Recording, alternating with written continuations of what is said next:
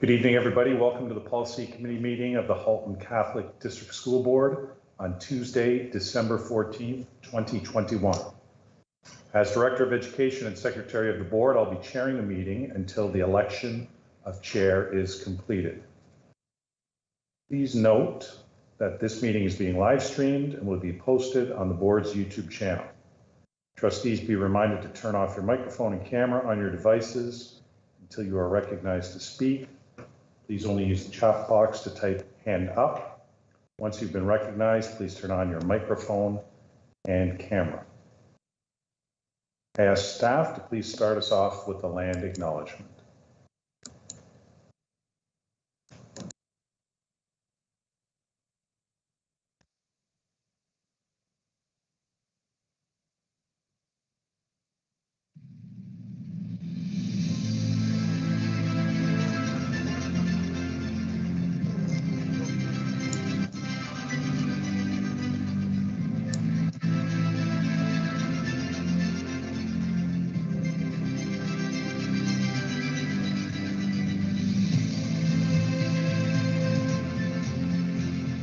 As we know it today is rich in the history and modern traditions of many First Nations and the Métis. From the lands of the Anishinaabe to the Attawandaron, the Haudenosaunee, and the Métis. These lands surrounding the Great Lakes are steeped in Indigenous history. As we gather today on these treaty lands, our Catholic social teachings call us in solidarity with our Indigenous brothers and sisters to honor and respect the four directions: lands, waters, plants, animals, and ancestors that walked before us. All these wonderful elements of creation exist, gifted to us by our Creator God. We acknowledge and thank the Mississaugas of the Credit First Nation for being stewards of this traditional territory.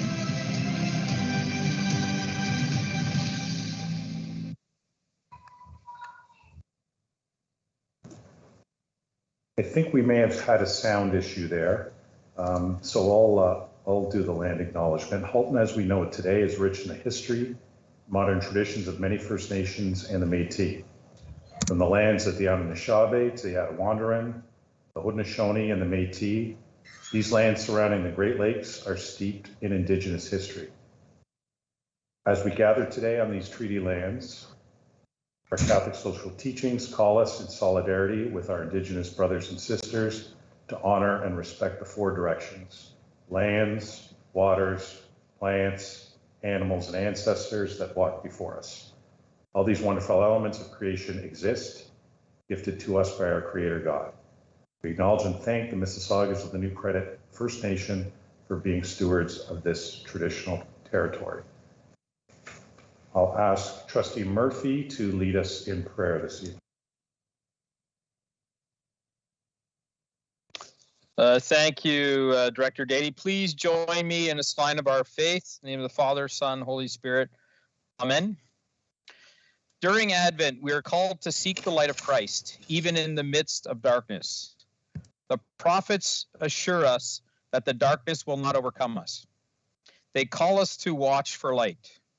We are called to wait, to hope, to trust in God. As we make this Advent journey in faith, we invite God's light to dispel the darkness. We ask for the grace to let go of any burdens or barriers that we may carry in our hearts as we search for the light. We ask for the gift of attentiveness that we may truly see God's loving presence within and among us. May our faith be renewed so that we might be the light for others. Amen. In the name of the Father, Son, Holy Spirit.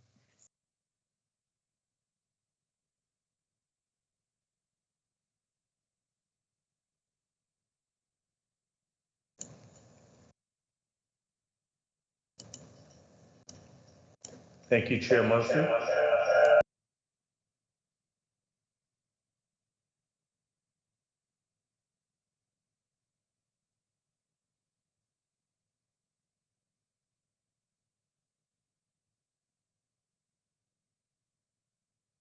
We're just having a bit of sound issues at our end. If you could give us a minute, and then we'll move to approval of the agenda.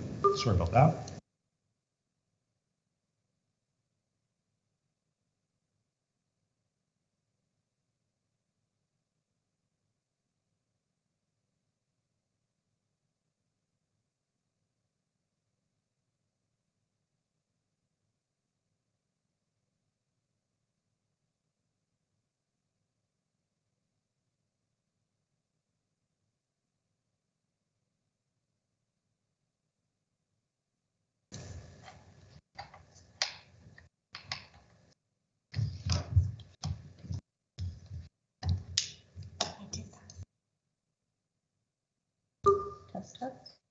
No, Laura.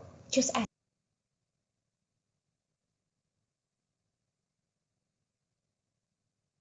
test it. Trustee Murphy, could you just test your mic out for me, please? Testing, testing. Would you like me to sing? Thanks. We're still having a problem connecting here. Just give us another.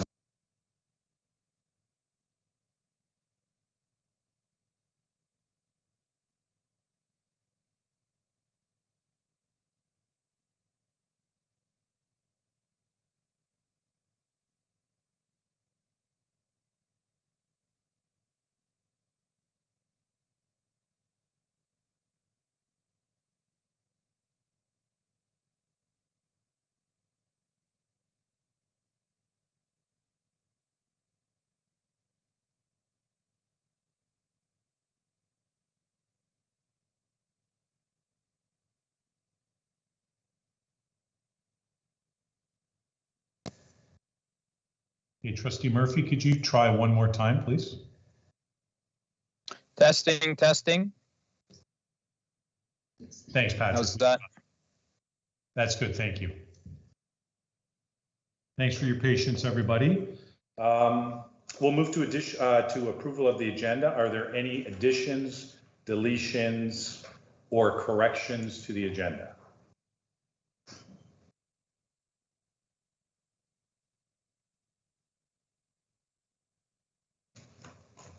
Seeing none, may I have a motion to approve the agenda? I'll move. Trustee Guzzo. Moved by Trustee Guzzo, seconded by? O'Brien. Seconded by Trustee O'Brien. All in favor? In favor. I am against, Mr. Chair.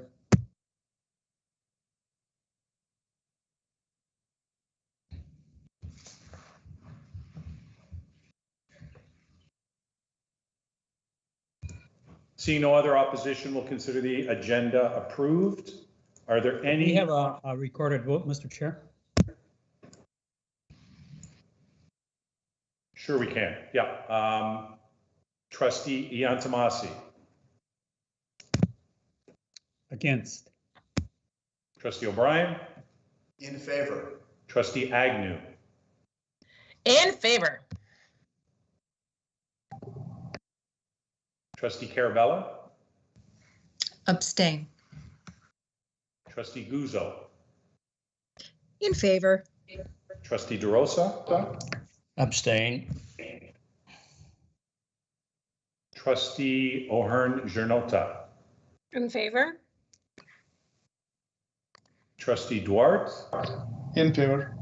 Trustee Murphy. In favor. Motion passes. Are there any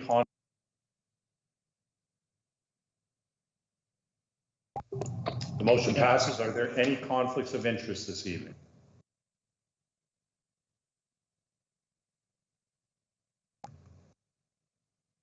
Seeing none, there are no delegations this evening. Are there any errors, additions, or deletions to the minutes of November 9th, 2021?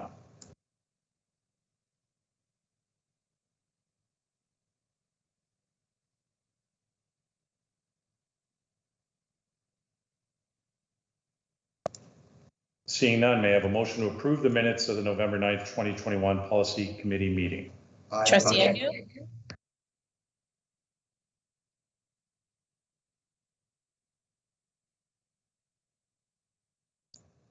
I guess we'll take this one to a vote as well. Trustee Murphy. In favor. Trustee Duarte. In favor. Trustee O'Hearn Janota. In favor. Trustee DeRosa. Abstain. Trustee Carabella. Abstain. Trustee Guzzo. In favor.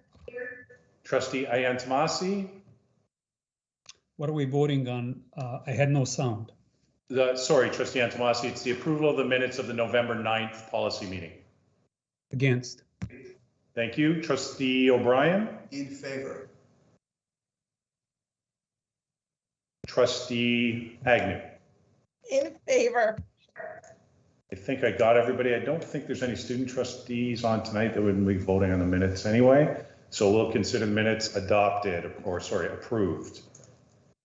Action items. Action item 6.1 is the election of chair of the policy committee. As this is our first policy committee meeting, after the inaugural board meeting, we'll require a trustee to assume the position of chair of the policy committee.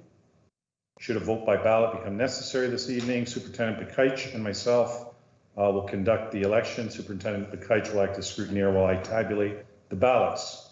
Trustees present at the meeting by electronic means and who choose to vote may, at the time votes are being cast his or her vote by means of a private telephone conversation or by email with the scrutineer, who shall make the vote on a paper ballot in the same form and manner as though ballots had been marked in person by the voter. The ballots shall then be included with the other ballots to be counted.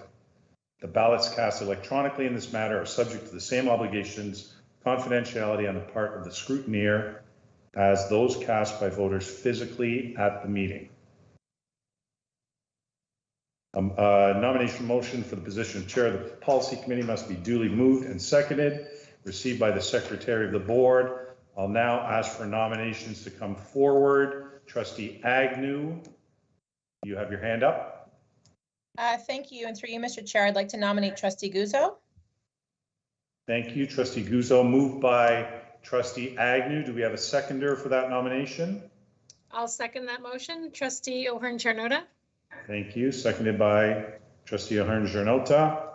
Does Trustee Guzzo, do you accept the nomination for the position of chair of the policy committee?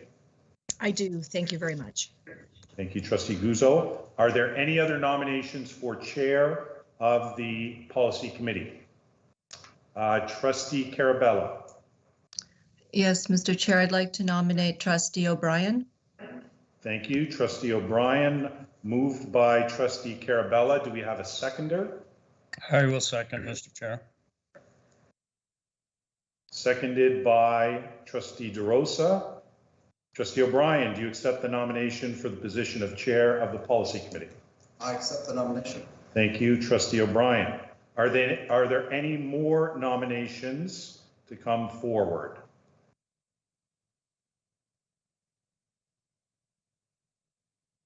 Any other nominations to come forward? And last call for nominations for chair of the committee. Seeing no further nominations, may I request a mover and a seconder to close nominations for the position of chair of the policy committee? I will move. Moved by Trustee DeRosa, seconded by? Carabella. Trustee Carabella. Any opposed?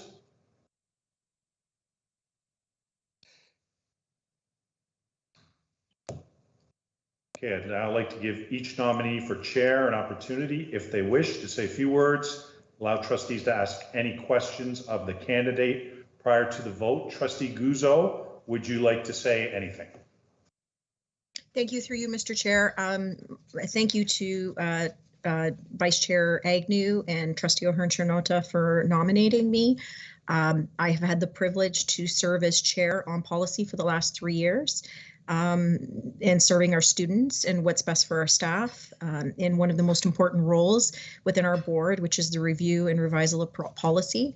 I appreciate the fact that I have once again been nominated for this position, and I promise to my trustees that I will continue to work hard for the policy committee and to keep the meetings run smoothly so that the work can be done, so that the business of the board can continue for what's best for our students, our parents, our teachers, and our stakeholders. So I hope you put your trust back into me, and thank you very much.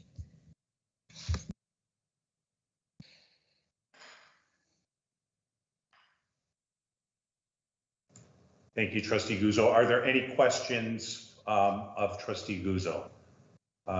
Trustee Yantomasi. Yes, thank you, through you, Mr. Chair, Secretary, to Trustee Guzzo. So Trustee Guzzo, you've been chair of the policy committee for 3 years. This is the last year of our mandate, so you're asking to be considered again for the position. Can you please provide to the board what you see as the policy challenges and the differences between policy development and policy review?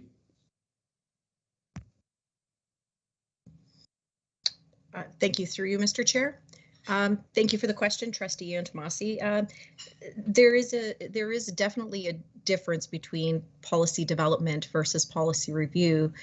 Development of a policy I see as something that is new, something that has not been looked at or considered by the board, and development takes a fair bit of time.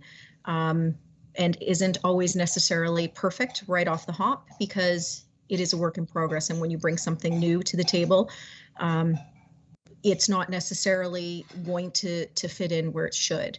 Whereas review is looking, first off, we're required to review our policies, that's mandated, but it also gives us an opportunity as a board who oversees our governance of these policies.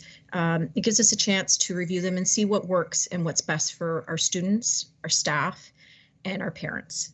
So that is how I see the difference between the two. Thank you for the question. All right, follow up, Mr. Chair? Sure, go ahead, Trustee Antomasi. So can you define for us what the difference is from a process point of view when one reviews a policy as opposed to creating a new policy? Trustee Guzzo. Thank you, through you, Mr. Chair. Trustee Antomasi, the process for creating a policy, it requires feedback. It requires 3 readings, which requires stakeholder feedback, and then it needs to be worked through not only here at the policy table, but also with the policy working group, which is made up of staff, the director's input, and as I said, it goes out for consultation, particularly when it's a new policy, and that is creation of policy. I hope that's answered your question, as opposed to review, where we take a policy that's already been in existence or is in existence, and we're required to review it, whether it be for our cycle, our 3-year cycle, or something has come down through a PPM or from the ministry that requires us to review a policy and make the appropriate changes. So, thank you, Trustee Guzzo. Are there any other trustees that have a question at this point for Trustee Guzzo?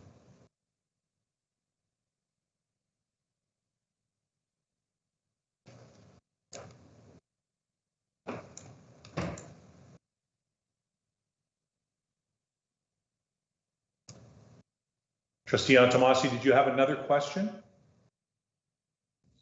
I do, Mr. Chair.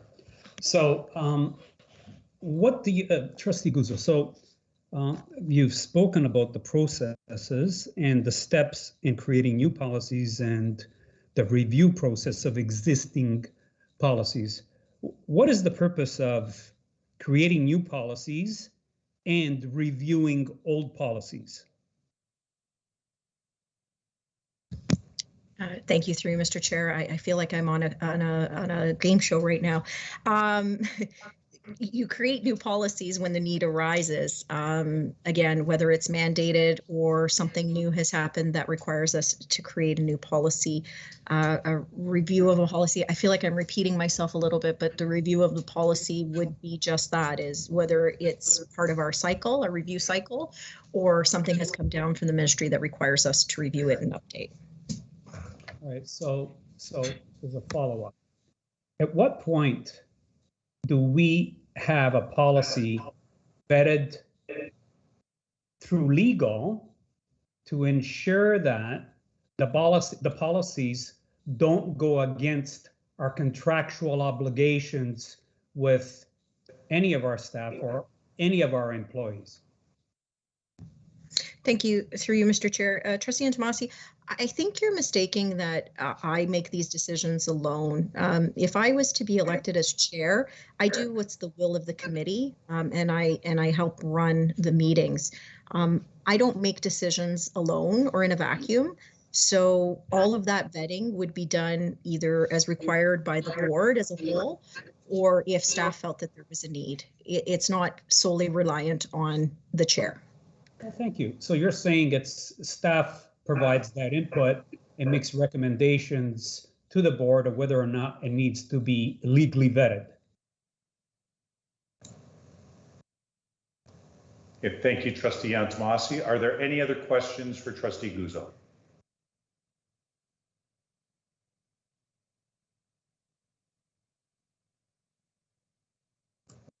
Oops. Seeing none, Trustee O'Brien, would you like to say a few words?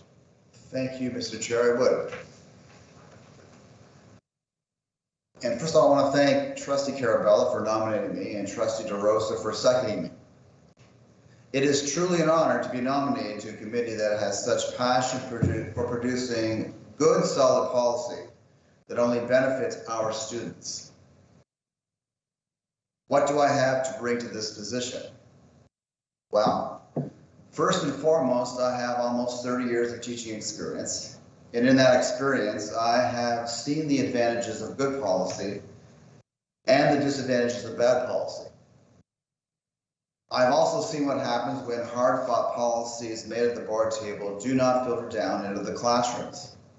And I will fight hard to make sure they do filter down so that the work you do here will not be wasted. The second thing I bring to this position is freedom. Less freedom for me and more freedom for the person who presently holds the gavel. To those who have already been in chairing positions, you know that in order to execute your duties as chair, the gavel somewhat restricts you. The option to pass the gavel is there, but the optics are bad if you pass it every time you want to weigh in. The person who presently holds a position has done a magnificent job in running these meetings and will be a very hard act to follow. But has the passion and commitment that she brings to this table for those most marginalized, has that voice not been frustrated just because it takes all one's energy to keep the meeting running smoothly and the bickering and interruptions to a minimum? I can relieve her of that. I'm not saying that change for the sake of change is good. But in this moment, when our board is so divided and the needs of those most vulnerable are still not being addressed, is this perhaps the moment when change is needed? And this moment is all we have. Thank you, Mr. Chair. Thank you, Trustee O'Brien. Do any trustees have any questions for Trustee O'Brien?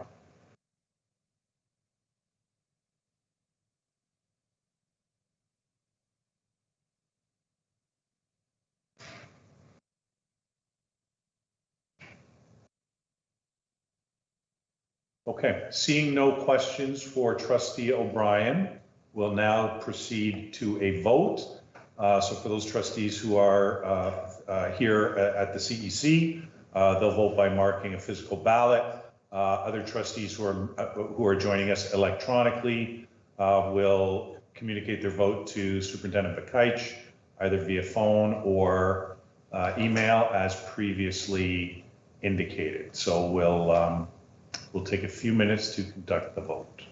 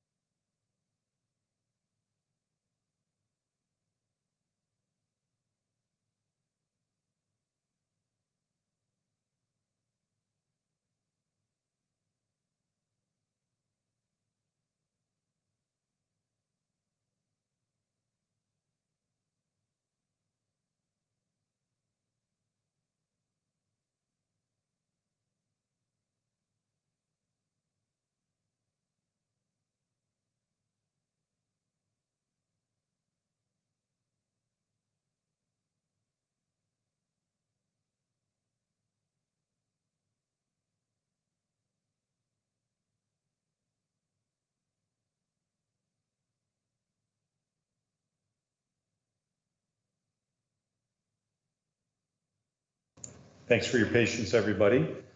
Trustee Guzzo is declared chair of the Policy Committee of the Halton Catholic District School Board for the period December 2021 to the first board meeting in our next session.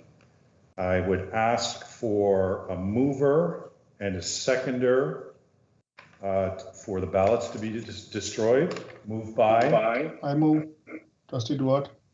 Thank you. Trustee Duarte, seconded by? Trustee Agnew?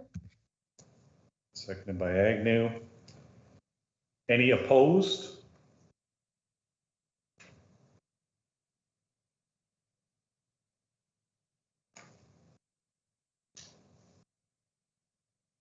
Motion carries.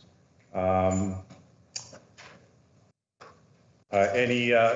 give Madam Chair Guzzo an opportunity if there's anything she'd like to say at this point before we continue with the meeting.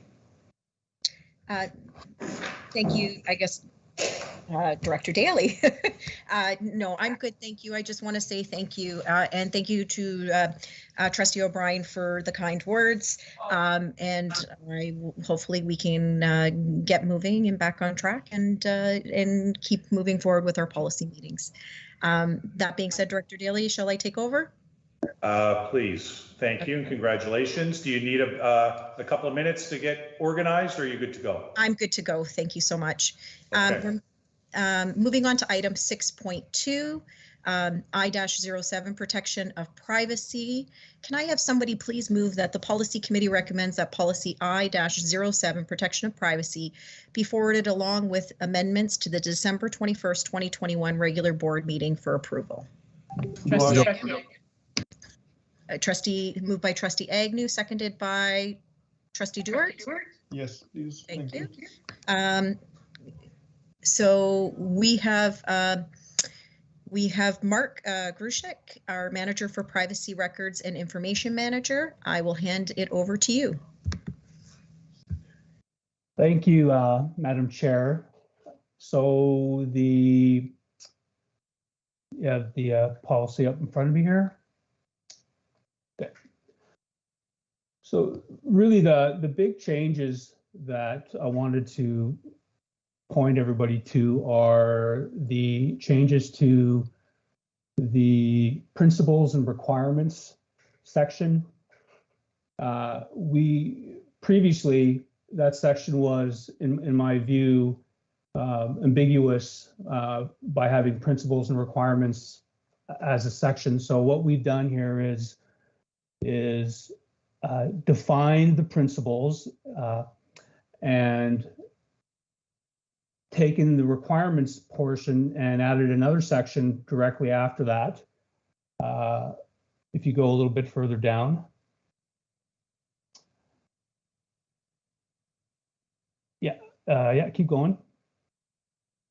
Yeah, so we have really three core requirements, and then responsibilities. We didn't have responsibilities defined in the previous version, so we've defined that with really the Director of Education, Senior Manager of IT Services, and then myself, and what our roles are with respect to the privacy policy. And so I would like to throw back to everyone on the call. Do you have any questions about the updates and changes? Thank you, Mark. Trustees, I'll open up the floor if we have any questions. I see a hand up. Okay, Trustee Antomasi, you have the floor. Thank you, Madam Chair, for yielding me the floor. Mark, let's turn to page 6. So we speak about the purpose of this particular policy. Yes. Can you please reference in your statement applicable privacy legislation? Mark, what applicable legislation governs this particular protection of privacy or policy number I-07? So thank you, Trustee Antomasi. The main pieces of legislation are the Education Act and the Municipal Freedom of Information Protection of Privacy Act, also known as MFIPA. We also have PHIPA, Personal Health Information Protection Act, and as a board, we've been previously declared a healthcare custodian. So because of that, we have to consider PHIPA. PIPEDA is the federal legislation, federal act, and really what you see within MFIPA comes from PIPEDA. So when you look at the principles, those principles are standard, and I've defined them later in this policy. Follow up, Madam Chair. Go ahead, Trustee Antomasi. So you're speaking about the macro governing bodies, which refer to both the federal and provincial mandate. But I'm looking at most specifically as the protection of the data that we do gather, which specifically refers to children, employees, and anybody else that's involved with the board. So then my follow-up question revolves around how does Child, Youth, and Family Services Act govern this particular policy? How does the ARDS weigh into the information that we do collect? And where in this particular policy do you allude to consent? And the consent that I'm referring to is parental consent, because as you know, most of our enrollment consists of children that are underage. And the Health and Safety Act, which really speaks very specifically about any information that's collected, what gives reference to health, then that particular information requires consent. And if it doesn't have consent, people or whomever that information is about is required to be notified that that information is going to be shared, whether it be for an IEP, whether it be for mental health issues and so on and so forth. So how do we address that in this particular policy? Thank you, Trustee Antomasi. The MFIPA is a legislation that drives the protection of privacy. With regard to consent, if you look at principles number 3, that's really a statement that a high-level statement that addresses a consent. So regardless of the piece of legislation you're talking about, in this case, we're talking about the privacy policy. And I should also point out here that we do indicate other applicable privacy legislation, but MFIPA and also PHIPA, but MFIPA really is what us as a school board, what we need to be most concerned about, because that's the legislation, that's the Privacy Act, that's what we need to follow. And that's what this, if we're following MFIPA, we're following all the rules that we need to be following. But you're referring to the release and management of information. I have a point of clarification, Madam Chair. Yeah, okay, well, hold on a second, Trustee Antomasi. Okay, just want to see if there's anybody else who has a question. I know, but my point of clarification is applicable to my last question. Okay, as long as you're not entering into debating with the staff. I'm not debating. There has been no debate. I've asked. What is your question of clarification? So, Mark.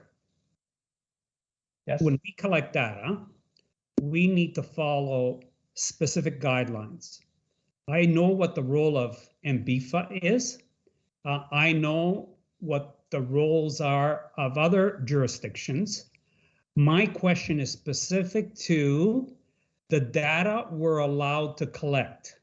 And upon collecting that data, when it's shared for various reasons, who has governing authority over that?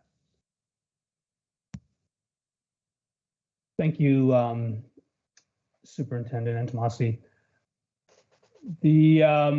So remember, you have to remember, this is a policy.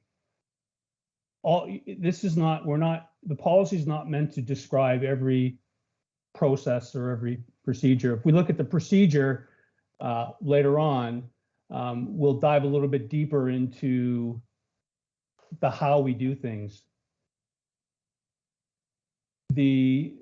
So the principles, if we're looking at, I have a requirement section here that really means follow these principles.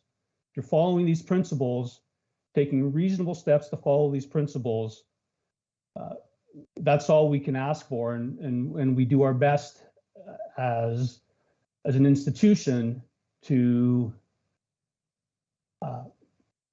follow the rules, the guidelines for collecting consent when we collect data.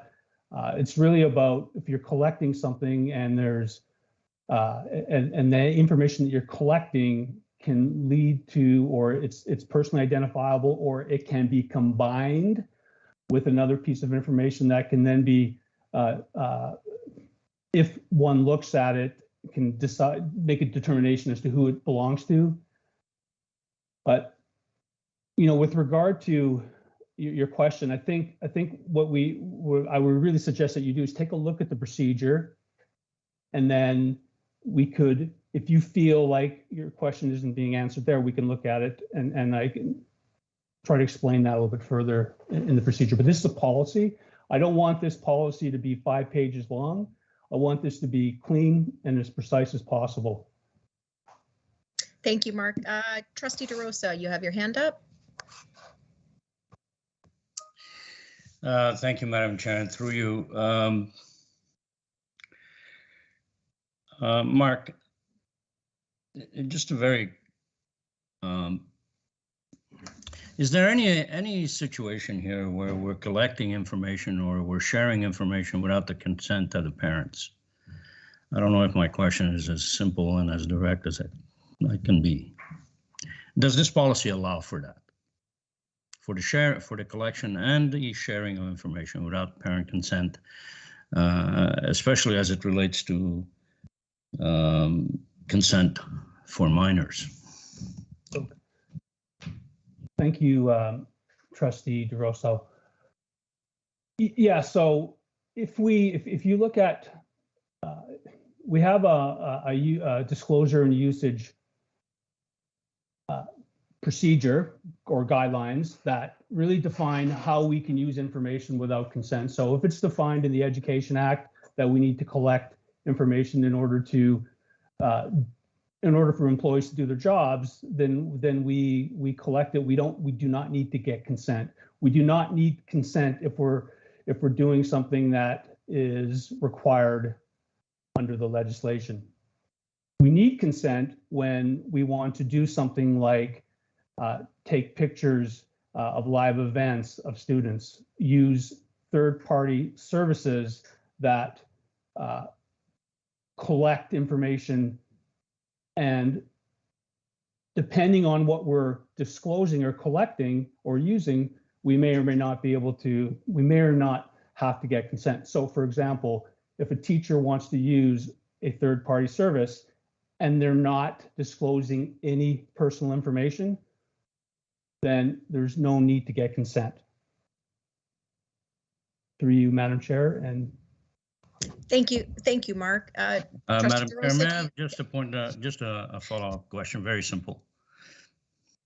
Yeah, go ahead, Trustee DeRosa. So, Mark, are there? I don't know the act, and maybe you can refer me to the appropriate section, not tonight, but maybe later on. So, is the act specific or the regulation specific with respect to the situations where consent is not required? If we're not, thank you, Trustee DeRosa. If we are not, so if we're not collecting anything, so it is pretty specific in that if you take a look at the policy here earlier on, I am describing, what's defined as personal information. So if information that you're collecting sort of falls within that that, you know, that description, then, and if we're collecting it, health information, for instance, so we collect it because we need to, you know, children have allergies, we need to record that, we need to have a plan in place to keep students safe. We have a special education department working with students on a number of issues. That's personal information that we're collecting. We're creating records. We need to manage that in a responsible way, and that's where PHIPA comes in. And I mentioned this earlier. We are we are considered a healthcare custodian through the eyes of the IPC.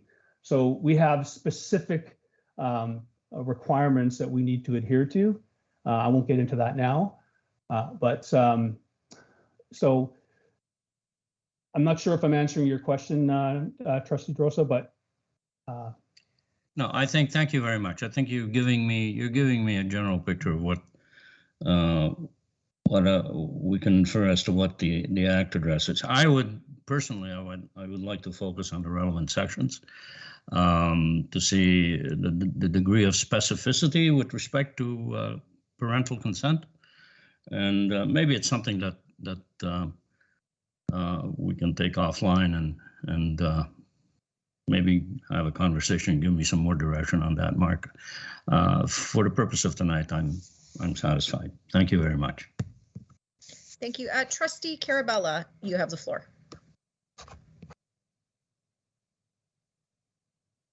Thank you, Madam Chair. I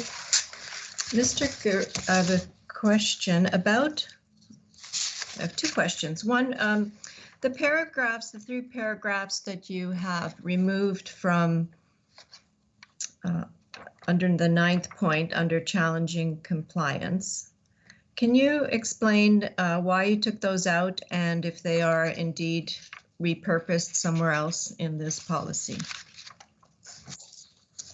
It's the paragraphs that say the management and safekeeping of such information. Do you see it? Yes, that's it. Thank you. Thank you, Trustee Carabella. In fact, that is already addressed in this policy already. So it's removed because it's really just restating information that's already in the policy. Okay. And do you have a follow-up, Trustee Carabella? Thank you. Well, not a follow-up to this, but another question.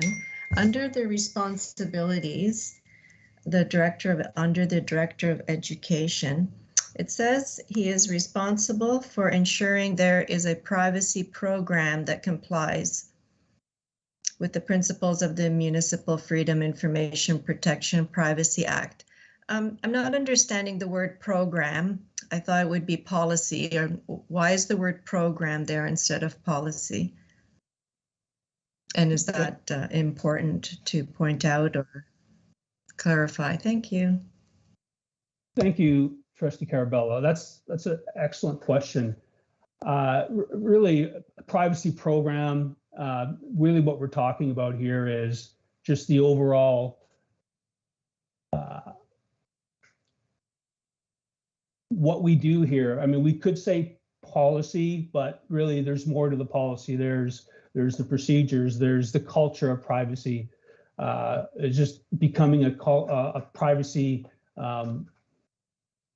thinking about privacy through every step of the way. It's really privacy by design. So if the word you think the word is confusing, I mean, we could change that, replace it with policy. But I really didn't give it much thought. But you know, maybe others have comments on that word. If it seems confusing, I mean, we can certainly change that. Thank you, Mark. Trustee Ian Tomasi, you have another question? I do, Madam Chair. With reference to unique identifiers in conjunction with the information that we do collect, whether it be race, national, or ethnic origin, as such. By giving a unique identifier, are we not profiling? And is profiling not being rendered illegal by both the provincial Supreme Court and the federal Supreme Court? Most of this information that we collect pretty much, I would say, pigeonholes individuals that we're collecting data on, and which is one of the reasons why I stress the fact that legal really needs to look at our policies, because our policies are not just policies, they're legal documents, because they have to marry up with the contractual obligations we have with all our unions. And in those particular contractual agreements, there are certain elements that are found in personal information that we're not allowed to. So my question is, have you looked at our contractual obligations with both OECTA elementary, secondary, or any other bargaining group for that matter? Thank you. Mark, do you get the question? Yeah, thank you, Madam Chair. I will do my best, Trustee Aintamasi, to answer that question. So really, when I looked at this and I read other particular, to me, what does that mean? And really, unique identifier. I don't believe. So we're not in this. Remember, this is the definition section. We're not saying that we're collecting it. We're just defining in this section what makes up personal information. So a unique identifier. I'm not saying we're collecting it. I'm saying it's part of what could be considered personal information. Yeah, follow up, Madam Chair. Go ahead, Trustee Aintamasi. So, Mark, I can differentiate between a policy and what we're attempting to do with what we are actually doing. So a policy gives you guidelines. You're providing guidelines of the type of information that we will be collecting. Whether we actually collect it or not is irrelevant at this particular juncture. If we're saying we can collect this information because the policy speaks to it, then it seems to me that we're opening the door to collecting it and storing this information. My question is very specific. Is this not considered profiling? Because if I look at the latest legislation from the ARDS of July the 1st, 2021, the regulations specifically alluded to what could and what could not, which was an amendment to the original 2017 legislation.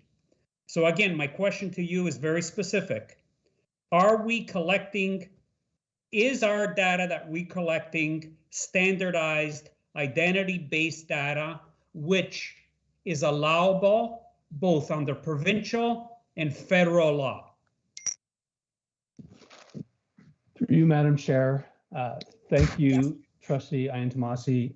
So, as I mentioned, these are. I think I see where you're coming from here, because you're seeing it. You're seeing the word unique identifier within the definition section within a policy. I think you feel that the terminology used here would imply that we collect it. That's not the intent here. I am, as you bring it up, would you prefer, to take this whole definition, the whole section of personal information? We've taken most of this has come from the IPC. So everything that you see here comes from the IPC. I changed two words because the word particular really, is that a word that doesn't mean nothing, doesn't mean anything to me. Is that, so it's the word unique identifier. You're concerned that the word itself may imply that we collect unique identifiers. We collect, It doesn't, sorry, am I allowed to speak, Madam Chair? he's asking you a question if you're worried about the That's unique right. identifier. So are you yielding me the floor, Madam Chair? I just said he's asked for clarification on the unique identifier. Is that your concern, Trustee Intomasi? I'm not concerned about the word unique identifier. I'm concerned with the body of this particular policy. This particular policy alludes to and defines what information we're allowed to collect. And I can tell you that the ARDS, the Anti-Racism Data Standards, which was last updated July the 1st, 2021, has corrected some of the information, or has removed some of the information that was previously allowed to be collected. So let me restate my question. Does this personal information data that you've listed on this particular policy, where did this list come from? Is this as a result of the July 1st, 2021 changes that were made by the ARDS, or is this from the old policy, which goes back to 2017, I believe? Sorry, so Trustee Intomasi, are you questioning the second bullet under personal information? Just for clarity, are you referring specifically to the first bullet, information relating to the race, national or ethnic origin, color, religion, age, sex, sexual orientation, or marital or family status of the individual? No, I'm referring to the whole body of the definitions that relate to personal information. This is recorded information to identify people, whether they be employees or students or people coming into our schools. For instance, parents that serve on on Catholic school councils. I'm talking about parents that come to help in a school. This particular policy does not just speak to students. This particular policy speaks across the system. So when I look at all the personal information and how we record it and how we're able to disseminate it, there are certain checks and balances that I do not see in this particular policy. To me, this policy is vague. Not only is it vague, I'm not even sure that it meets the litmus test, if a legal litmus test, simply because I would think that a human rights lawyer would take quarrel with many of these terminologies and requests for information. Furthermore, it would go on to say that the way we retain this information and how long we retain it for would also be questionable. Thank you, Madam Chair. Thank you, Trustee Intomasi. I'd like to respond to that. Madam Chair. So, okay, go ahead. Sorry, I won't take a lot of time here. Remember, as I mentioned this before, these are definitions. I'm not saying we're collecting it. These are definitions. This is what the IPC has provided. And yes, to your question, is that this comes from the previous policy. I didn't touch it because I thought that without introducing too much change, that this was still a good piece of information to include, so that readers of the policy will know that anything that you see here under personal information, in fact, makes up the definition of personal information. I mean, thank you, Mark. Thank you, Mark. I think we understand. Trustee O'Brien, you have the floor.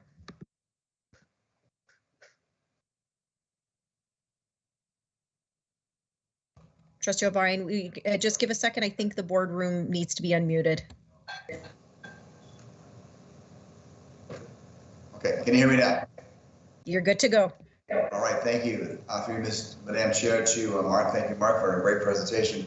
Mark, quick question. We've recently launched a link that allows stakeholders who are not parents of children to submit their emails and their names as well for stakeholder feedback. Would that group of people be covered under this policy? Thank you, Trustee O'Brien.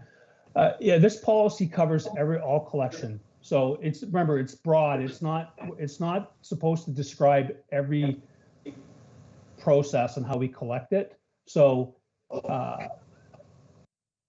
the answer to your question is yes, it does address it. Okay, so those ratepayers are protection. Thank you. Do you have a follow-up, Trustee O'Brien? Not just yet, thanks. Oh, you got to stop banging right now. Sorry, I hope you didn't hear me just tell my husband to stop banging in the background. Trustee Trustee Carabella, you have the floor. Hang on. Thank you, Madam Chair. So I have a question about the census that we will be collecting, the student census, which is voluntary, and also we had recent motions that are going to be asking a census of our staff with particular questions. So what are we to do with that information, and how is that information going to be protected for staff and the students themselves? Thank you. Mark, I think this might be well, I guess, Mark, this will fall under you, but if we need, I think Sita's on the line as well if she needs to address it. Thank you. Thank you, Trustee Carabella. So, yeah, I mean, how will it be protected? Well, we have controls in place. We have access controls in place to limit the use. And if we go back to the section on limiting collection, use, disclosure, and retention under principles, we specifically say that we'll only collect personal information to that which is needed for the purposes identified by the HCDSB, as well as for fair and lawful purposes. Safeguards, we have a responsibility and obligation to ensure that we have controls in place and that we are managing access. So that's what these principles, when we talk about following the privacy principles, that will address your question about how we protect it. As far as what controls we use, that's another conversation, and that's something we can get into here. Yeah, through you, Madam Chair. Thank you, Mark. Trustee Carabella, do you have a follow-up? Well, I do. I just want clarification because I can't remember if Mr. Gryzik said that this policy was seen by legal counsel. Thank you. Yeah, so no, we did not pass it by legal counsel. Remember,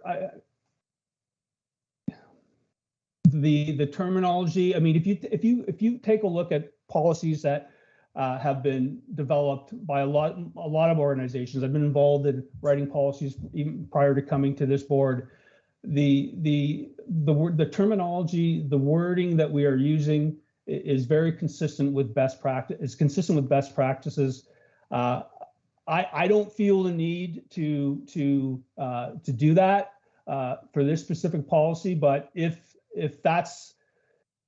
you want to do that, then I mean, I'm not gonna, you guys make the call on this, but I don't think we need it.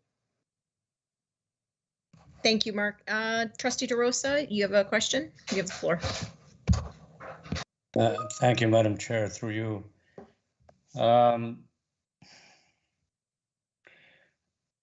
Mark, my question is simple, and maybe the answer might not be that simple, but I'll try it anyways. In this policy, are we going beyond what the minimum requirements are by law? Or are we sticking to what the law requires and that's it? Director Daly, did you have your hand up because you wanted to answer this? I apologize. I missed you earlier. That's okay. Thank you, Madam Chair.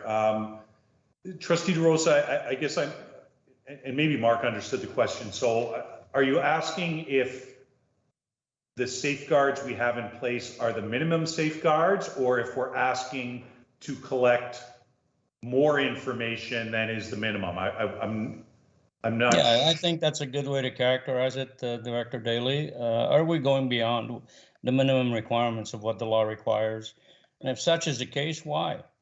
Well, what the law or what the Education Act requires is for us to collect personal information only when we need it for providing for the education of students or for the employment of school board employees. So if we are looking at, and we seem to be concerned very much about the personal information aspect, that can mean a lot of different things. That could be a social insurance number. It could be asking a student or a staff member a particular question. But certainly we collect that information only for specific purposes, and that's what we use it for. And primarily, as an educational institution, we collect that information to provide for the best education for our students. Thank you. Trustee DeRosa, do you have a follow-up? Yes, Madam Chair. So my understanding of that answer, thank you, Director Daly, is that every time we collect a piece of information, we have to have a clear idea of what we are collecting it for and how it will be used. I mean, is that a test, every piece of information that we collect?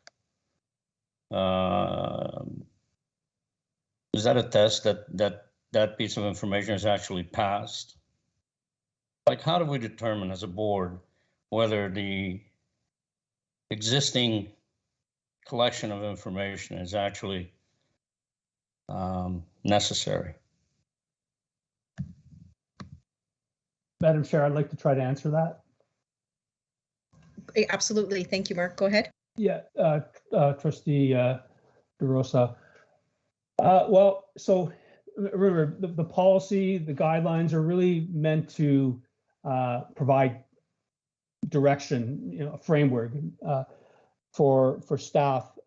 When there's a new update to the legislation, or to, maybe that's not the good example, but when there's a new process that's being introduced, a new way of doing things, if there's a new way of, we earlier this year we introduced the new method for collecting family consents. So when we introduce a new process, we need to think about, okay, are we still following the rules as we were before? Are we collecting too much?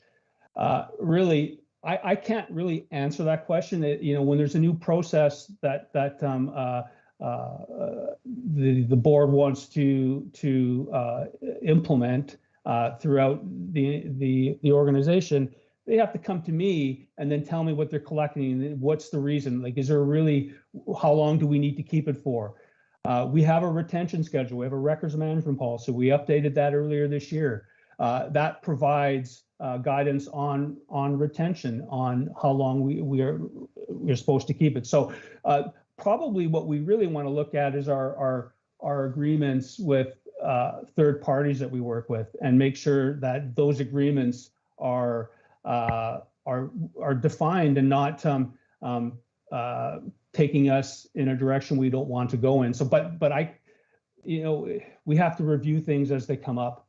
And with that, I'll hand it back to Madam Chair. Thanks, Mark. Trustee Carabella, you have the floor. And then this will be the last round of questions, and then we're going to go forward. Just want to, again, remind trustees that and Mark just clarified what his role is. He doesn't decide on what data is collected, but he monitors how it is collected and what's done with it. Trustee Carabella, you have the floor. Thank you, Madam Chair. My question refers to under the openness principles, and it talks about the freedom of information. So just a small typo. I wondered if that was supposed to be capitalized, freedom of information. And could Mr. Grzyk speak to the process our board goes through if somebody wants to ask us for some information, how they would go about that? And maybe that could even be something we add to this policy if a person would be looking this policy up to find out how to ask for an item. Thank you, through you, Madam Chair. Thank you, Trustee Carabella. Great question. So really, it's not really a typo. It's really our Freedom of Information request process. We have earlier this year, we rather than send or ask requesters to fill out a paper form and send in a $5 check, we actually have an online request form right now where requesters can go fill out their request and pay their $5 fee. And the process from there, I'm alerted to it, and then I follow through at that point. So it's actually pretty streamlined. I've had some I've had some good feedback about from those who in the community that have used it. So it's pretty efficient. That's how you would do it. So in most cases, you can submit an online request. It comes directly to me. Other cases, if someone is not comfortable, they could in fact go download the PDF, fill it out, and mail it in. It just takes longer. Do you have a follow-up question, Trustee Carabella? I do, and so that is found where on the website, if they just would ask for the privacy officer and make their way to you, or is that easily found on the website? It's thank you, Trustee Carabella. If you go to our website under our board and go to Privacy Records Information Management, and on that page on our public-facing website, scroll down to near the end of the page, and you'll see how to make a formal Freedom of Information request under MFIPA, and then you click on the link and it takes you to the form. May I suggest that we just make a hyperlink to that process right here on our policy? Yeah. Yeah. I actually thought there was a link there, but I guess it's not there. Is there any objection from any of the trustees to add a hyperlink? Okay, we can make that addition. Thank you, Trustee Carabella. Moving on to Trustee Antomasi.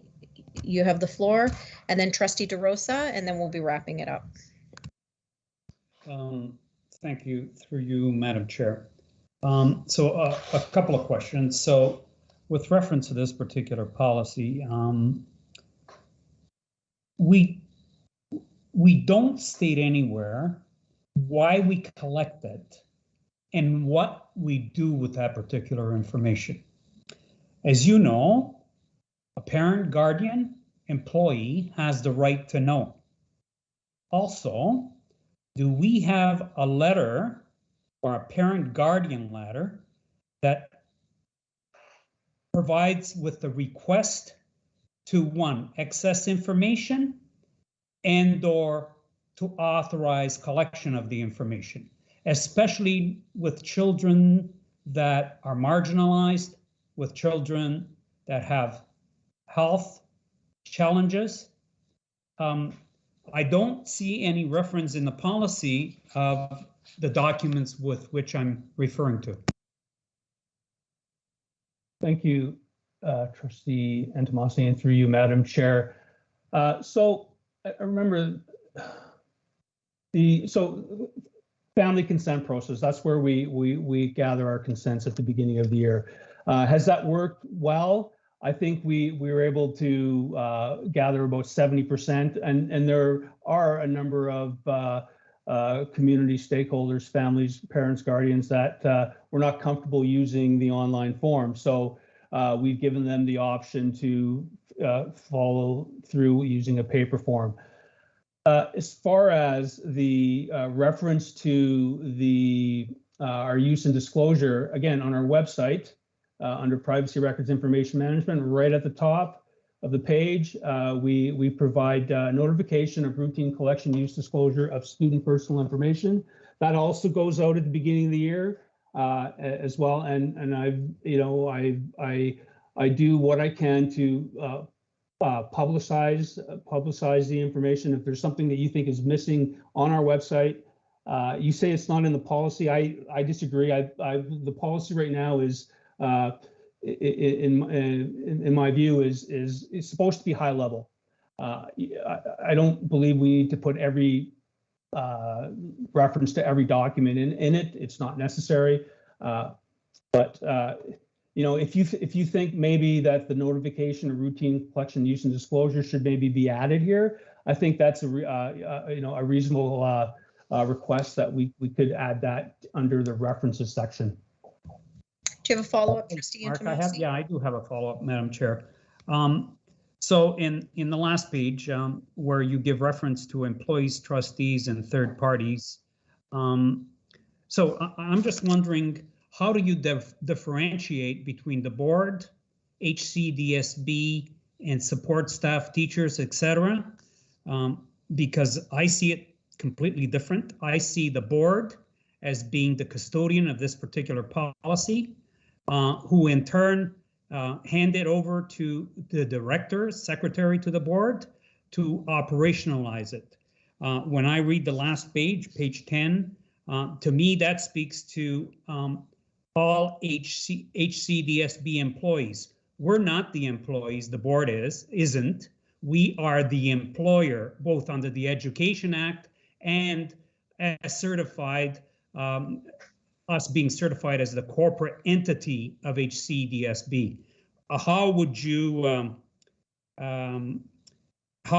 include that or be able to differentiate that, especially a third party that would not know the mechanics of how the Board of Trustees work vis-a-vis the HCDSB board? Through you, Madam Chair, and thank you, Trustee Antonovsky. So just for clarity for me, the section that I have under responsibilities, employees, trustees, and third parties, are you referring to that you don't believe the trustees are included in this? No, so yes, that's exactly what I'm stating. So what I'm saying to you is that trustees operate as a board. We are the corporate board. The corporate board has ownership of these particular policies. The policies, we hand it to our secretary to the board, who acts as director of education. In his position as director of education, he takes our policies and operationalizes. I think this policy needs to differentiate what the specific role of the board is vis-a-vis HCDSB via the director of education, who is secretary to the board. Thank you, Trustee Antonovsky. So again, high level policies, high level. I do call out trustees, employees, trustees. It's really third parties. Third parties covers everybody: contractors, vendors. When you take a look at the procedure, the privacy procedure, I do expand on the requirements and expectations for the Board of Trustees, school board trustees. So I suggest that you look in that section and then maybe we can have a further conversation. No, Mark, sorry. I really. Thank you, Mark. It goes under the heading of responsibilities. Trustee Antonovsky. Trustee DeRosa, you have the floor.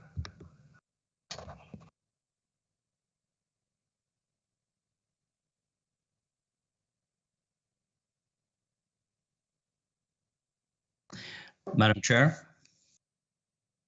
Hello? Yes, Trustee DeRosa, you have the floor. Thank you. I had my mic off. So, Madam Chair, I'd like to move a motion germane to the topic, if you don't mind. Go ahead, Trustee DeRosa. Okay. Be it resolved that the Board of Trustees instruct the Director of Education to refer policy I-07, protection of privacy for legal vetting, and bring it back to the board to the next policy meeting. Thank you, Trustee DeRosa. Trustee DeRosa, can you put it in the chat box, please? Do we have a seconder? I'll second. Trustee Carabelli seconds.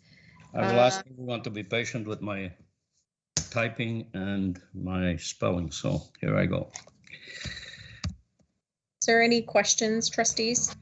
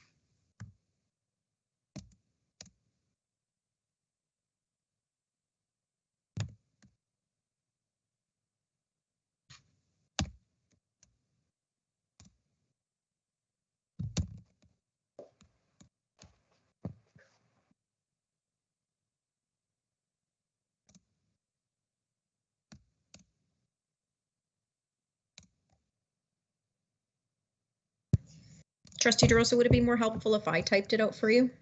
You're very kind. Thank you very much. I'm almost done, though. Okay, Okay. I'm not rushing you.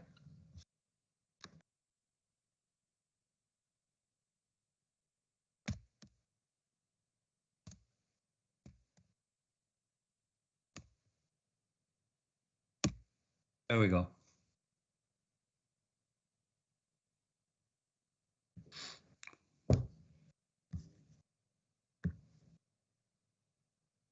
Feel free to clarify so long as the intent is the same. You put it in the chat, Trustee DeRosa? Oh. I did. Oh, Oh, sorry. You gotta hit, you gotta hit enter. My apologies. There That's you go. okay. Okay, so I'll read it again. Be it resolved that the Board of Trustees instruct the Director of Education to refer policy I-07, protection of privacy for legal vetting, and report back to the next policy meeting. Trustee DeRosa moved it. Trustee Carabella seconded it. Trustees, are there any questions?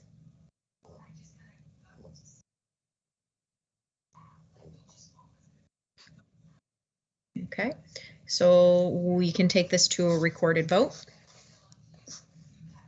Trustee Agnew? Opposed. Trustee DeRosa? In favor. Trustee Duart? Opposed. Trustee Carabella? In favor. Trustee Ian Tomasi? In favor. Trustee Murphy? Opposed. Trustee O'Brien? Favor. In favor. Trustee O'Hearn-Chernotta? Opposed. I am also opposed.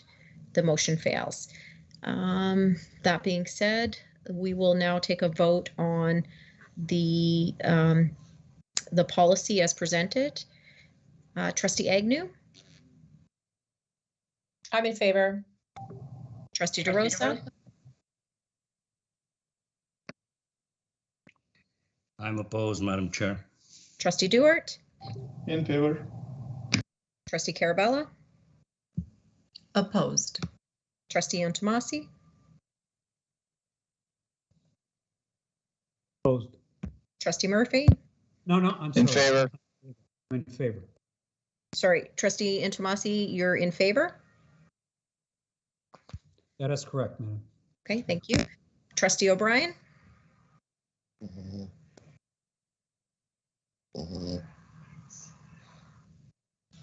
Trustee O'Brien? Opposed. Thank you. Trustee O'Hearn-Chernotta? In favor. I am also in favor. Thank you, Mark. The policy I-07 will be brought to the next board meeting on December 21st. Moving on to item 6.3, policy II-46. Sorry, my computer's just freezing on me. It's not opening. Oh, there we go.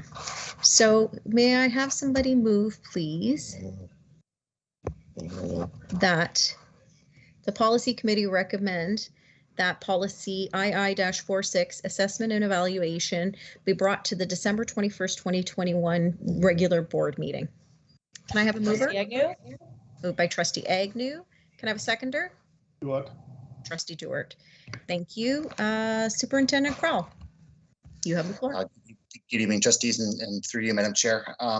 Bringing this revised policy to you for discussion and debate and hopefully to be passed today. There are only minor changes to the debate. The changes we made really are to bring in line more with ministry documents, so the kindergarten addendum, the mathematics addendum, and also to bring it in more in line with our equity and inclusion policy and procedure. So you'll see that there are some minor changes made throughout the policy. So happy to answer any questions or entertain any discussion the trustees would like to have about this policy. Thank you, Superintendent Kroll.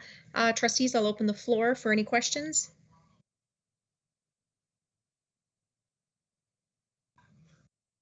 Trustee Carabella, you have the floor.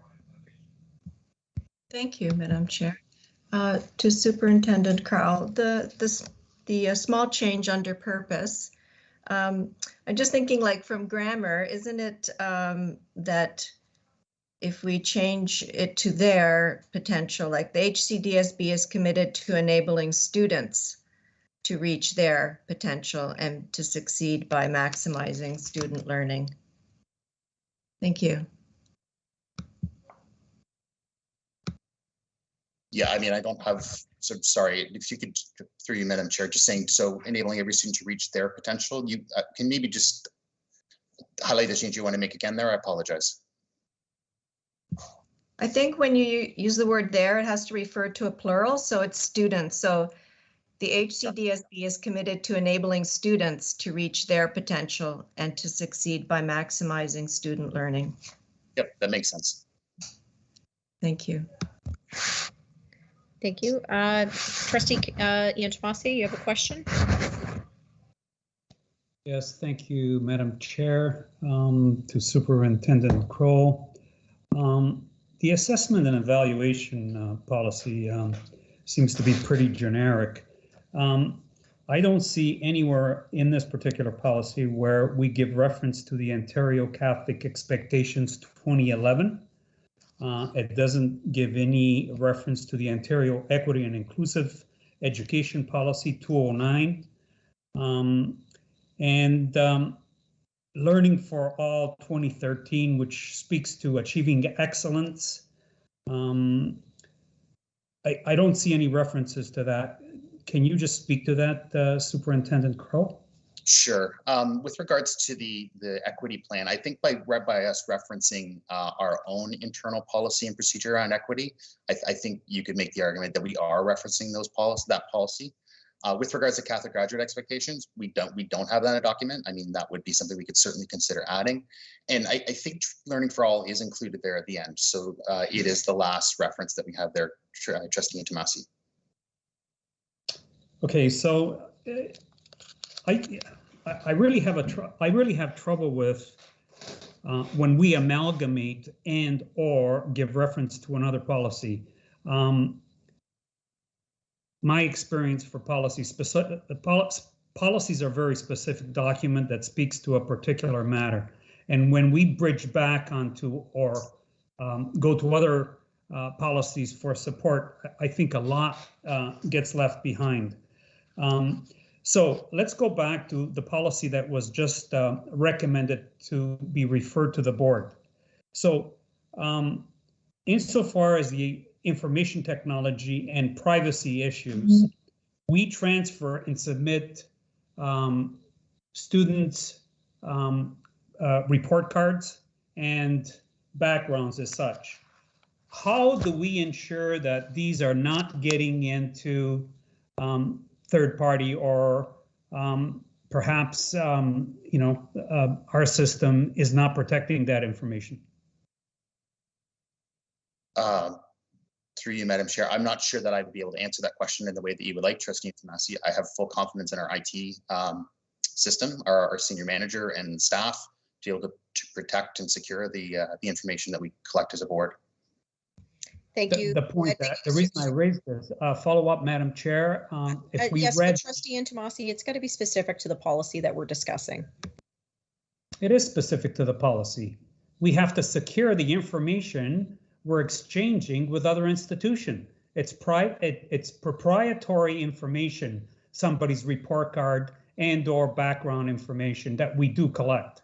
So my question refers to the report that we received from RIAT, which is our regional auditors, who spoke specifically to breaches as it pertains to information that we collect.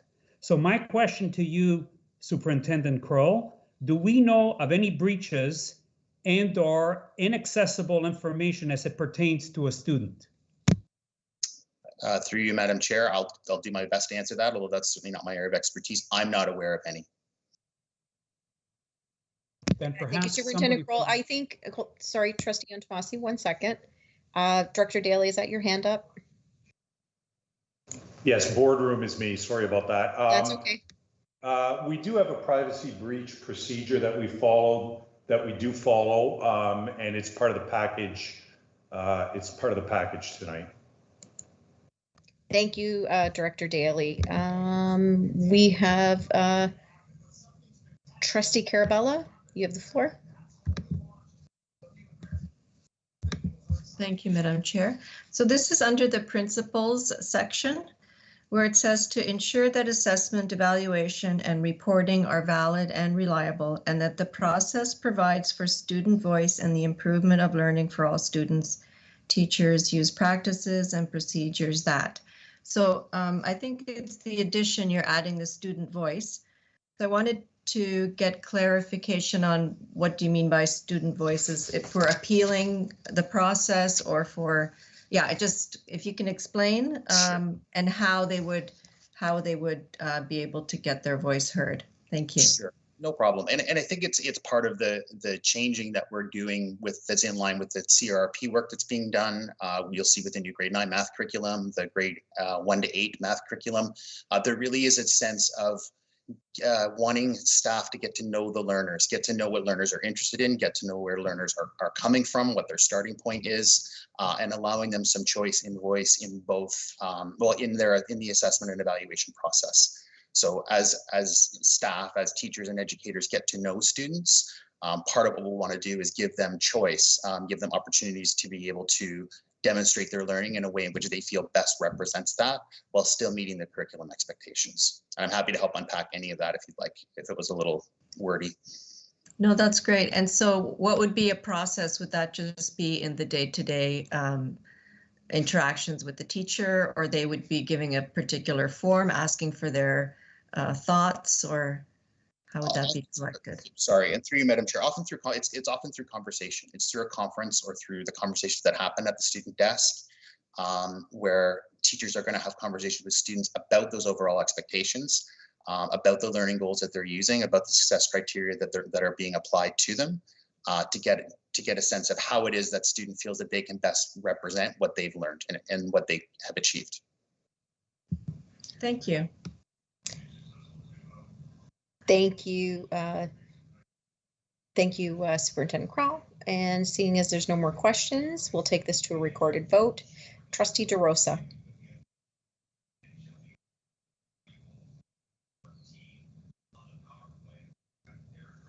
Trustee DeRosa, are you with us? I have to step away, Madam Chair. Thank you. We're voting on 6.3. I would take it. Yeah, and if you just let us know that you're stepping away, Trustee DeRosa, then we can. Yeah, I thought I was going to be quick, but I wasn't. So okay.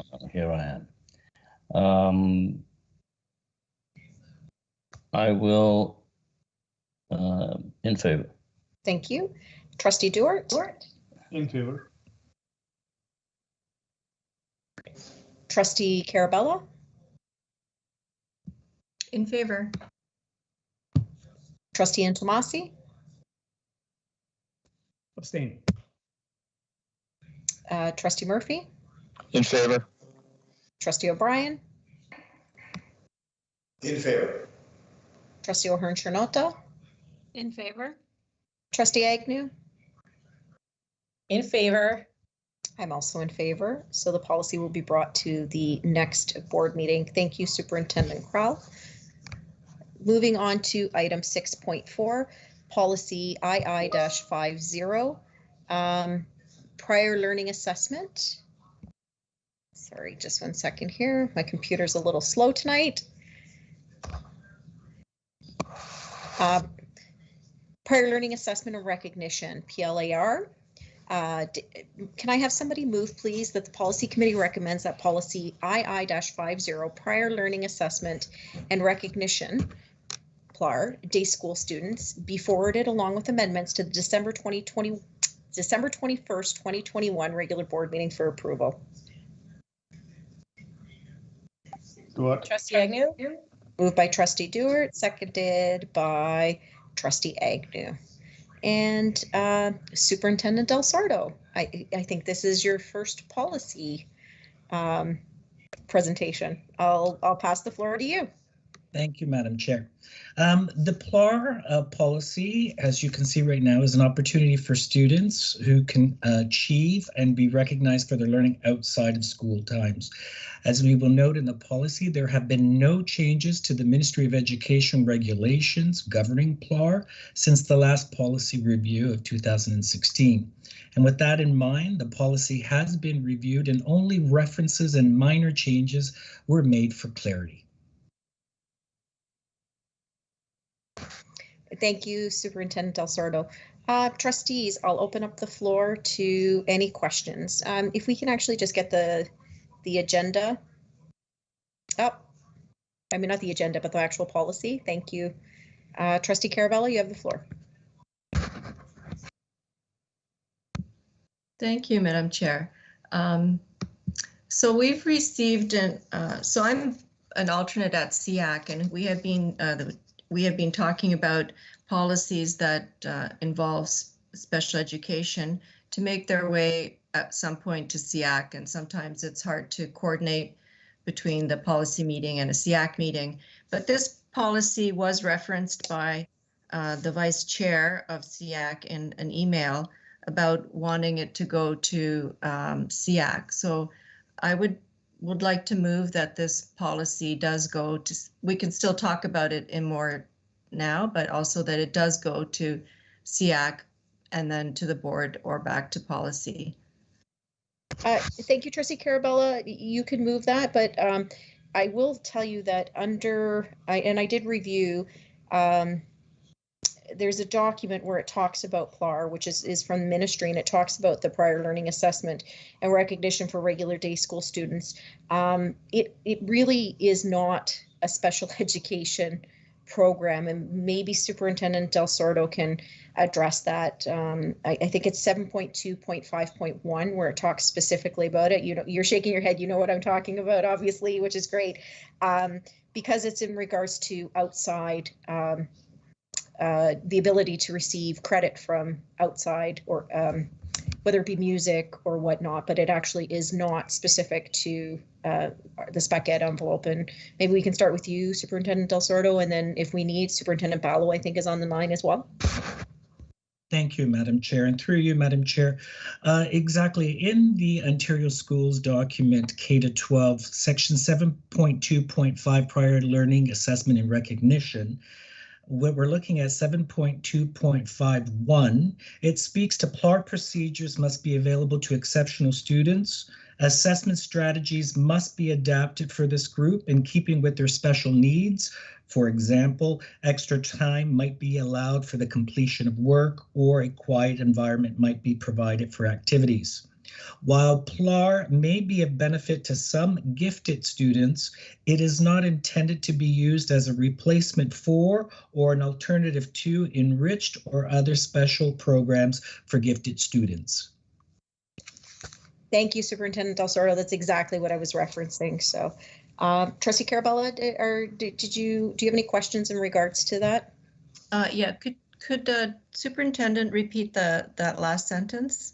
Sure. Because it is referencing to gifted students, and they are part of the spec ed of exceptionalities. So I'm just being a messenger too for the email we received from the Vice Chair of SEAC that it should have a chance to go to SEAC. Well, absolutely, and like I said, I also referenced it with the chair of SEAC, and I also did some research myself, which is what Superintendent Del Sordo actually just read in regards to the reference of gifted students. But please, Superintendent Del Sordo, can you maybe reread it again, or actually maybe better yet, is there any way for us to maybe share it? Actually, I could share it with everybody too, if that makes it easier. Sure. Okay. Again, yes, it's section 7.2.5.1, which is a prior learning assessment and recognition, PLAR for regular day school students. It reads that the PLAR procedures must be available to exceptional students. Assessment strategies must be adapted for this group in keeping with their special needs. For example, extra time might be allowed for the completion of work, or a quiet environment might be provided for activities. While PLAR may be a benefit to some gifted students, it is not intended to be used as a replacement for or an alternative to enriched or other special programs for gifted students. Thank you, Superintendent Delsor. Trustee DeRosa, you have the floor.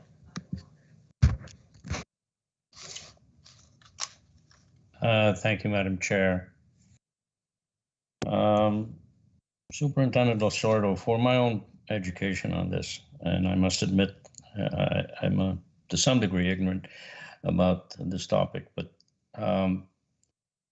could you give me an example where credits would be granted for activities outside of the regular courses in this particular case? Just a practical example where this applies. Absolutely, Trustee DeRosa, and through you, Madam Chair. Trustee DeRosa, I suspect the best thing I can say is that in a formal evaluation and credit granting process, students can obtain credits for their prior learning that's done outside. So this includes knowledge and skills that students have acquired in both formal and informal ways. So an example would be, for example, if a student was taking music and has written a number of exams from the Royal Conservatory of Music and has achieved a level of that, they bring in a number of different certificates and exam results to the school, and then the school will then look at what they are PLARing or what they are challenging for a course, and the student will then take the overall expectations and every strand and bring examples of how he or she is meeting that expectation. Once they go through this process, if the teacher and the principal or an alternative guidance counselor feels that there is enough evidence for the student to challenge a course, then it is brought to the principal, who then brings it to the superintendent of student success, and then we open it up for PLAR, where there are formal assessments and evaluations that the student goes through to determine a grade. So a music course would be an example of what a student can PLAR. That's great. Thank you. A very clear and full explanation. Now, the reference to SEAC and the reference to gifted students and the reading that you referred to a little while ago. What is the motivation in the request to send it back to SEAC? Is SEAC not aware of this, that it is applicable maybe to a certain contingent of their students? Superintendent Del Sordo, do you want to just clarify again that it's actually not specific to gifted? That one part makes reference to it. Madam Chair, I wasn't referring specifically to gifted. I'm referring to the principle of that was advanced to try to get it back to SEAC. And I'm just wondering, what is the purpose? Is the purpose not that SEAC or certain elements or parents in SEAC are not aware of this? Or what is the motivation behind that request? There was no motivation behind the request, Trustee DeRosa. The conversation was that it's not a SEAC policy. It doesn't fall under the special ed, spec ed portfolio. It has to do with outside accreditation that all students can achieve. For example, like Superintendent Del Sordo mentioned, a perfect example would be RCM, right? Grade 8 RCM allows for 1 high school credit in music. That's something that you would acquire outside. That's what that is in reference to. Right, but not to the exclusion of possible SEAC, for lack of a better word, SEAC students or members. Nobody would be excluded from this, and that's what that little bullet says, is it actually acknowledges that. Okay. Okay. Thank you, Trustee DeRosa. Trustee Antomasi, and just for in the chat box, I'd ask that please don't put the thumbs up on your own name, because then it creates confusion for me and I may miss you. Trustee Ian Tomasi, you have the floor. Yes, Madam Chair, and you did miss me previously. Nevertheless, here we go. Supervisory Officer Del Sordo. So I want to specifically apply this particular policy in the following context. So if we have a student that has credit recovery, and that credit recovery takes place abroad, how do we import that into our curricula, and how do we recognize it? Thank you, Trustee Antomazi, and through you, the chair. If you're asking about a student coming from outside of Ontario, then they are not challenging for credit, they are going for equivalency.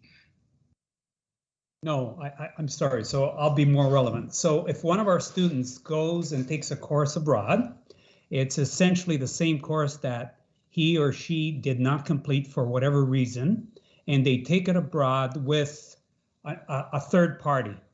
How do we bring relevance to that particular recovery of a course, and how do we accept it as a separate institution? Thank you, Trustee Antomazi, and through you, Chair.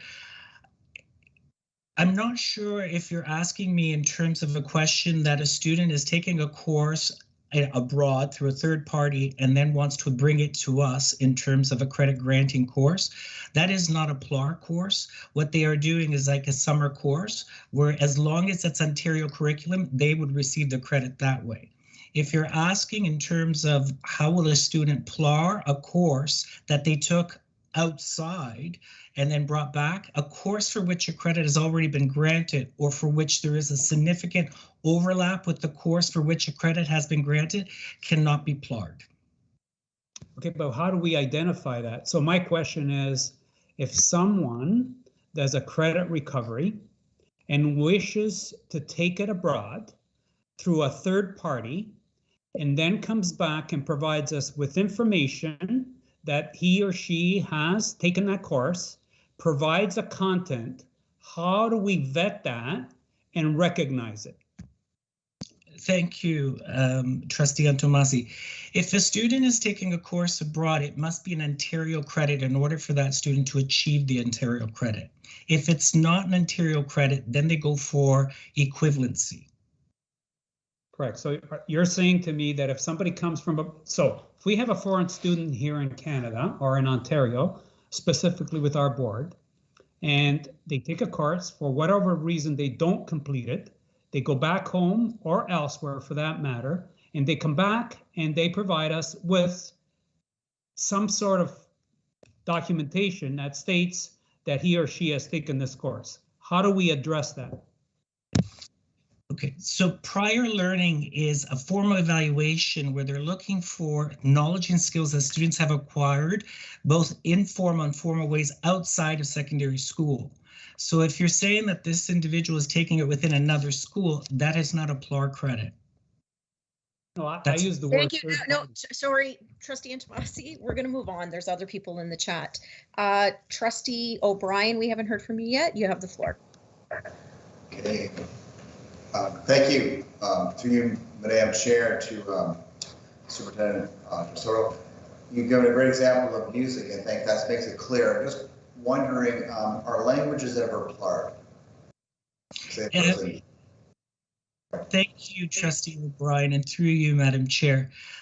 Any grade 10, 11, or 12 course developed from the provincial curriculum policy document can be PLAR'd. Up to 4 credits, but only 2 of the 4 can be in one discipline.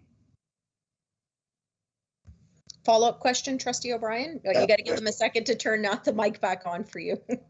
Okay, so just to be clear then, if a person came here fluent in French and they're spoken English as well, they could PLAR that as long as they demonstrated the skills. Okay. So students cannot be granted credits through the challenge process, for example, on a course in English as a second language or English literacy development, if they have already taken a credit in an English course, and the same for French. Now, if you're asking me in terms of a person is outside of Ontario taking a course and then comes in, that is not PLAR, that's equivalency. Does that clarify for you, Trustee O'Brien? Yes, it does. Director Daly, I see you have your hand up. No, I'll probably just confuse it. So I'll take my hand down. Okay, thank you. Trustee Carabella, you have the floor. Thank you, Madam Chair, I was in line first. Okay, actually, no, Trustee Antomasi, you weren't. I skipped over Trustee Carabella because Trustee O'Brien hadn't had the floor yet. So I've gone back up to Trustee Carabella. Then you were after her. She put her hand up again for a second time because I think she thought. Thank you. Trustee Carabella, you have the floor. Thank you, Madam Chair. So just want to clarify, and with all due respect, because you mentioned that you consulted with the chair of SEAC, but was the vice chair included, as I didn't see a response to her email. And the motivation for this policy coming to SEAC is exactly the point was made that PLAR is one of the ways that the board meets the needs of gifted students. So that's enough said for it to come to SEAC for a review, as well as the gifted as an exceptionality. So I don't see a particular urgency that this has to proceed to the board. So I would like to move that we forward this policy to the next SEAC meeting for review. Do we have a seconder? I will second that, Madam Chair. Trustee DeRosa. Do we have any questions, trustees, on this?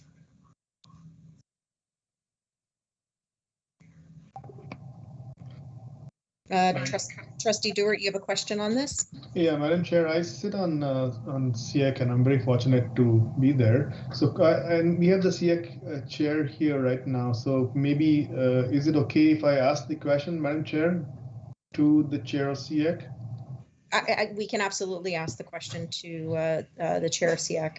Yeah. So since Madam Chair, since we did not get a response on the whether it should be going to SEAC, Madam Chair, I just want to know if this is really something that should go to SEAC, especially since it's been around for so long.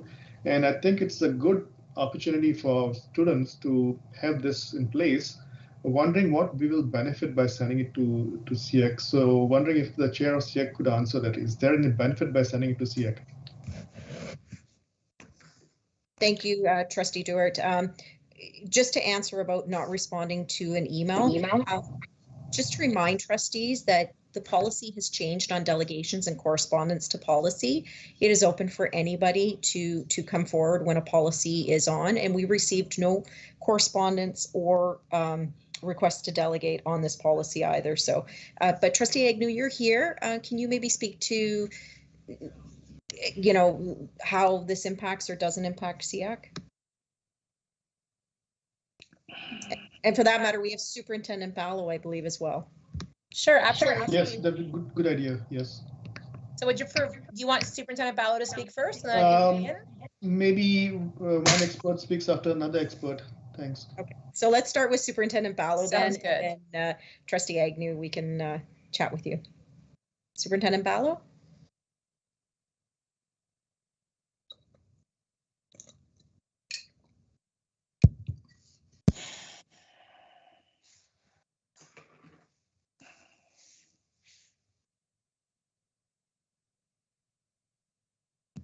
Is Director Daly, do we know if she's here? I thought I saw her.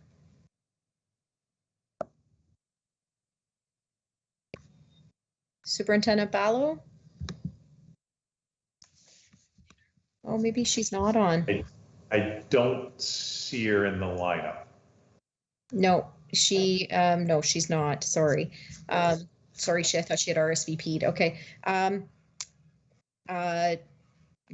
Superintendent, oh my goodness, Trustee Agnew, then we'll go to you. Thank you, and through you, Madam Chair. So as everyone will know, there's never any hesitation in bringing anything forward that SEAC members would like to see there. With respect to policies, we have over the last little while, we've been active in bringing policies forward to SEAC for our SEAC members review, input, feedback. They have been those policies that are under the purview of Spec Ed. We did have a conversation the other day that other policies can certainly come forward. And there was some conversation around if the timing doesn't necessarily work out, that a policy, if we're not able to get to a policy to SEAC before it comes to the policy meeting, that if there is a policy that SEAC does want to review, that can happen prior to a board meeting. So if we have a SEAC meeting that is going to happen prior to the board meeting, then we can have the policy brought forward at that SEAC meeting. But I will also say, there is an opportunity at any given time for any of our SEAC members, should they wish to, weigh in on a policy and send feedback, if it doesn't necessarily go through the formal route of going to our SEAC table. Just sometimes in the interest of time. So if this is, a policy that would have an impact, let's say, on a particular group of students, and there was a member of SEAC that wanted to review this and provide some feedback as it pertained to that group of students, they would be absolutely within their rights to go ahead and do that. And we could certainly share that information, even if it came via email. So I just want to be very clear that there's never any barriers that are put up to anyone providing feedback on a policy, if it's pertaining to a group of students that they represent. Having said all of that, as the chair of SEAC currently, it's whatever the will of SEAC. So should the request be to bring this policy forward for review and comments, that's fine. We can do that. But again, should we pass this policy this evening, I can absolutely send out this policy to all the members of SEAC, let them know that this policy has been passed by the policy committee this evening. It will be going to our next regularly scheduled board meeting for approval. And should they wish to review the policy, then they can absolutely do that and provide feedback to us via email. And that way we're not delaying the passing of this policy. So that's another option as well to consider, because we don't have another SEAC meeting until the very end of January. So it's just something else to keep in mind. I'm not sure, Trustee Duarte, if that answered your question. I can't honestly comment. I can't say for certain to you whether or not a policy should or should not come to SEAC. Again, it's at the will of the SEAC committee. But having said all of that, like I said, there's absolutely no reason why we couldn't pass this policy this evening. Have the opportunity to send this out to all of our members of SEAC, actively encourage them to provide feedback. They will have a copy of the red line version. They can provide commentary, and we can certainly bring that forward to the next regularly scheduled board meeting on their behalf. Thank you. I would agree with that. Thanks. Thank you, Trustee Agnew. So we'll take this to a recorded vote. Trustee Guzzo, may I close? It's a policy deferral, but sure. Yes, that's right. Yeah, it's a policy. I have asked, I've moved, and it was seconded, and I can have the opportunity to close. You just said that there, or not you, pardon me, but Trustee Agnew was saying that there's never any hesitancy to bring forward a policy to the SEAC table for members of SEAC. And so I'm representing the vice chair of SEAC, who is a rep for gifted students, and she has requested through the email that was sent that this policy should come to SEAC. So there we have it. I think there is no imminent urgency to have this passed. So it can go to the SEAC table. So I move that, well, I already moved it and it's seconded, so now we can have the vote. Thank you. Thank you, Trustee Carabella. We'll move to a recorded vote. Trustee Duarte. I'm opposed. Trustee Carabella. In favor. Trustee Antomasi. In favor. Trustee Murphy. Opposed. Trustee O'Brien. In favor. Trustee O'Hearn-Chernotta. Opposed. Trustee DeRosa. I'm in favor, Madam Chair. Trustee Agnew? I will abstain. Okay, so that is, I am also opposed. So the motion fails. So moving on to, do we have any further questions on this?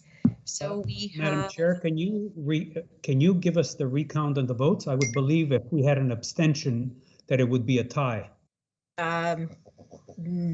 actually, an abstention is considered a no vote, Trustee Antomasi, which then would mean that it would be 5-4. So even if it was a tie, the motion still fails. I wanted a recorded vote, Madam Chair. Just It was summary. a recorded vote, Trustee Antomasi. We had Trustee Antomasi, Trustee Carabella. Trustee Antomasi, don't interrupt me. Madam Chair.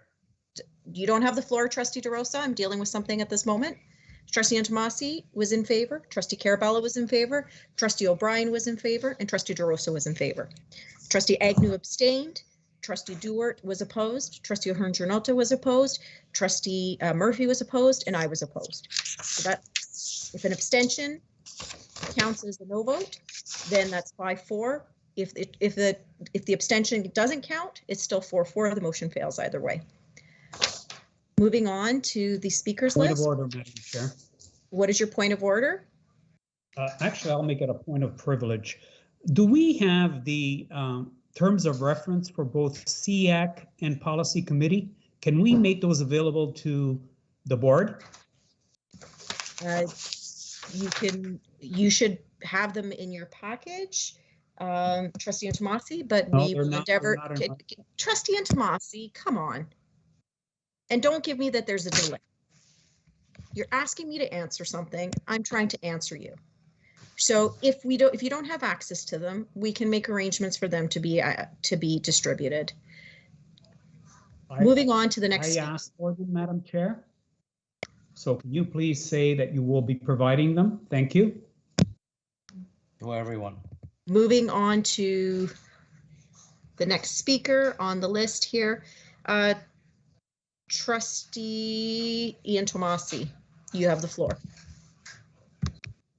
All right, so getting back to the questions that I was asking Supervisory Officer Del Sordo, my question specifically would revolve around if a third party consists of, let's say, a place that teaches someone voice lessons. How do we address that?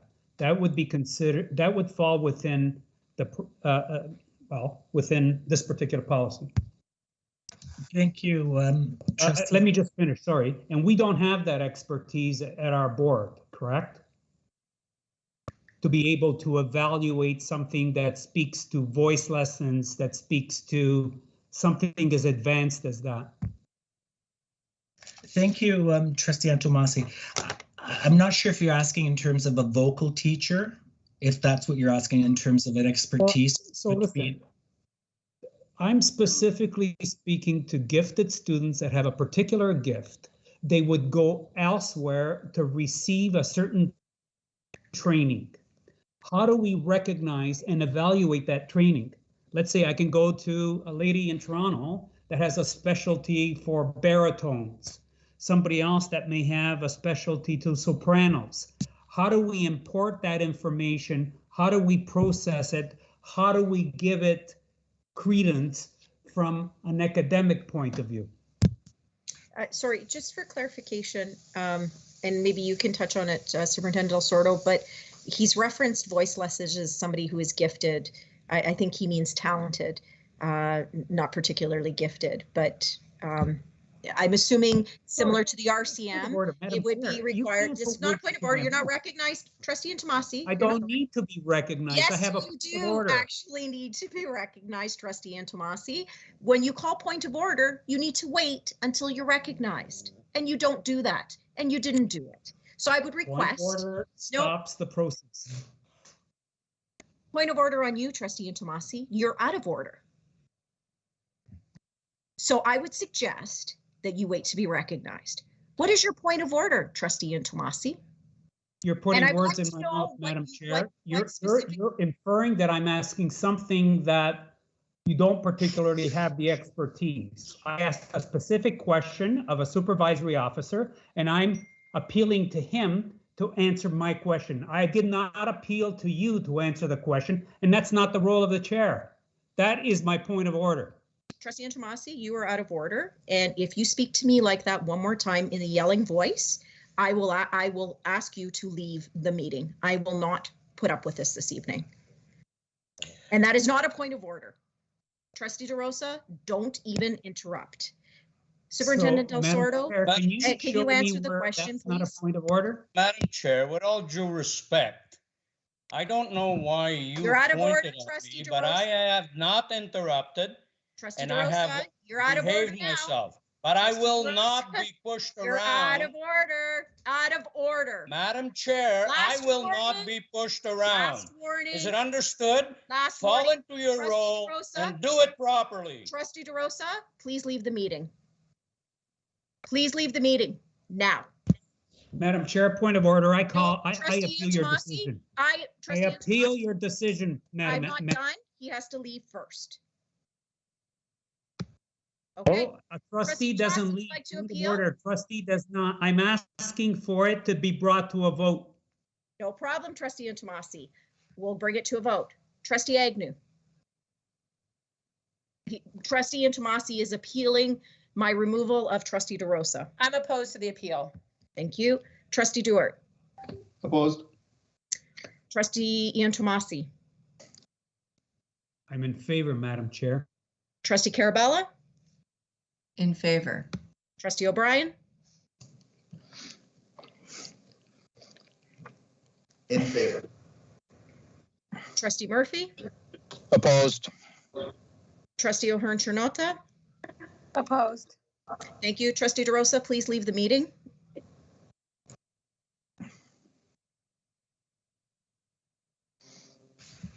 Thank you. Trustee Antomasi, you can finish. You can, we'll ask Superintendent Del Sordo. I apologize, Superintendent Del Sordo. If you're okay, if you remember the question that was asked. I think I do, Madam Chair, and through you, Madam Chair. The question is, if we have a student who has taken music and wants to get credit for that vocal, for example, our high school teachers are certified specialists or expertise in music could start to PLAR that course. So that student can come into the school and apply for a PLAR. So they would sit down and walk through the process. One of that process piece would be that they would have their knowledge and skills evaluated against the expectations outlined in the provincial curriculum policy documents in order to earn that. And they would then be able to sit down with the principal or a guidance counselor or a teacher to start to put evidence of how they could PLAR those expectations. If there's enough evidence, then it's brought to a challenge, and then a teacher is assigned, and that would be an Ontario certified teacher with an expertise in music, and in particular perhaps vocal with that expertise, to start to now assess and evaluate formally the student to determine grade. Thank you. Very, very good answer. That's exactly what I was looking for. Thank you, Is there Trustee any Antomasi. Moving follow-up? on to, Is nope, there we're moving on to clarification, the next Madam speaker. Chair? Trustee Antomasi, we're moving on to the next speaker. Trustee Carabella. I don't think I'm on as the next speaker. Thank you. Trustee O'Brien, you have the floor. Thank you, through you, Madam Chair, to Superintendent Del Sordo. Superintendent Del Sordo, in a given year, how many courses one student are? Is there a limit? I'm sorry, Trustee O'Brien, I didn't catch your complete question there because it came. In a given year, how many courses could one student PLAR? Thank you, Trustee O'Brien, and through you, Madam Chair. A student can PLAR up to 4 credits, and they have 2 dates in which they can make an application. October 31st, they can put an application to put a course forward. And by no... I'm sure, buddy. These guys are taking forever. Trustee Murphy, you have your mic on. Sorry about that. I was chatting with my son. And so, Trustee O'Brien, the other date is March 31st. Students would bring together an application process. And again, it's always the curriculum expectations with references as well as documentation that they can meet those expectations. And if they're acceptable to bring forward as a challenge. They, again, in any given year, they believe it's perhaps one course or two. Do you have a follow-up, Trustee O'Brien? I do, and it's related. Thank you, Superintendent, that was clear. So how many PLAR credits does the board issue in a given year? About, like, just want to get a picture of this.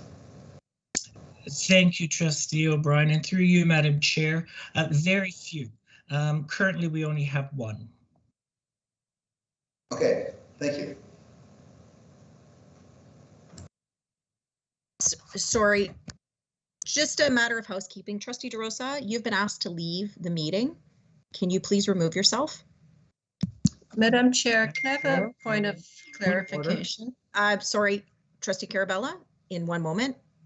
I'm asking Trustee DeRosa. He's been asked to leave the meeting, and he has stated that he has a right to appeal. He does, but not this evening and not during this meeting.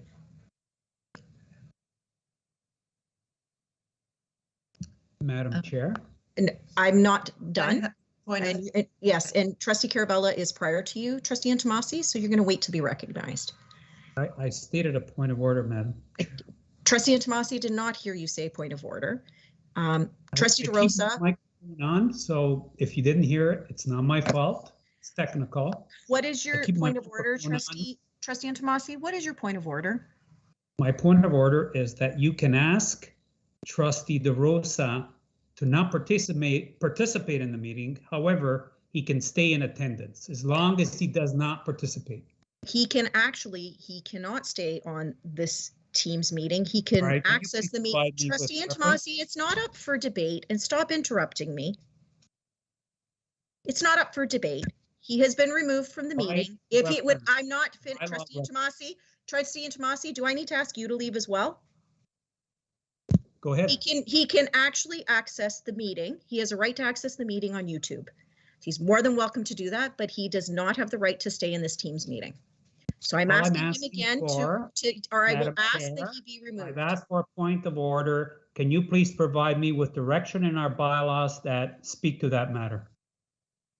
If he was in the meeting, if we were in person, he would be removed from the room. So that being said, it applies to the same with online. And I'm done. Trustee Antomasi, that is my ruling. Trustee Antomasi, there is no appealing actually to removal of a trustee. So, Madam Chair, okay, anything he's not in, but still has access to the chat. Okay. Anything is appealable, Madam Chair, because it's a ruling by the chair. Any ruling by the chair. You do not have the floor. You do not have the floor. You are not chairing this meeting. Thank you for your input as always, but you are not recognized. You do not have the floor. Moving on to Trustee Dewart. You have the floor. Sorry, Trustee Guzzo, I had a point of clarification. What is your point of clarification? My apologies, Trustee Dewart. What is your point of clarification, Trustee Carabella? Well, with regards to what just happened to Trustee DeRosa and about which part of our bylaws allow that, I would just like to know what criteria there is for removing someone, because that's very serious as they are representing constituents and their voice should be heard at the table. So Trustee Carabella, this isn't the first time. I didn't finish my sentence.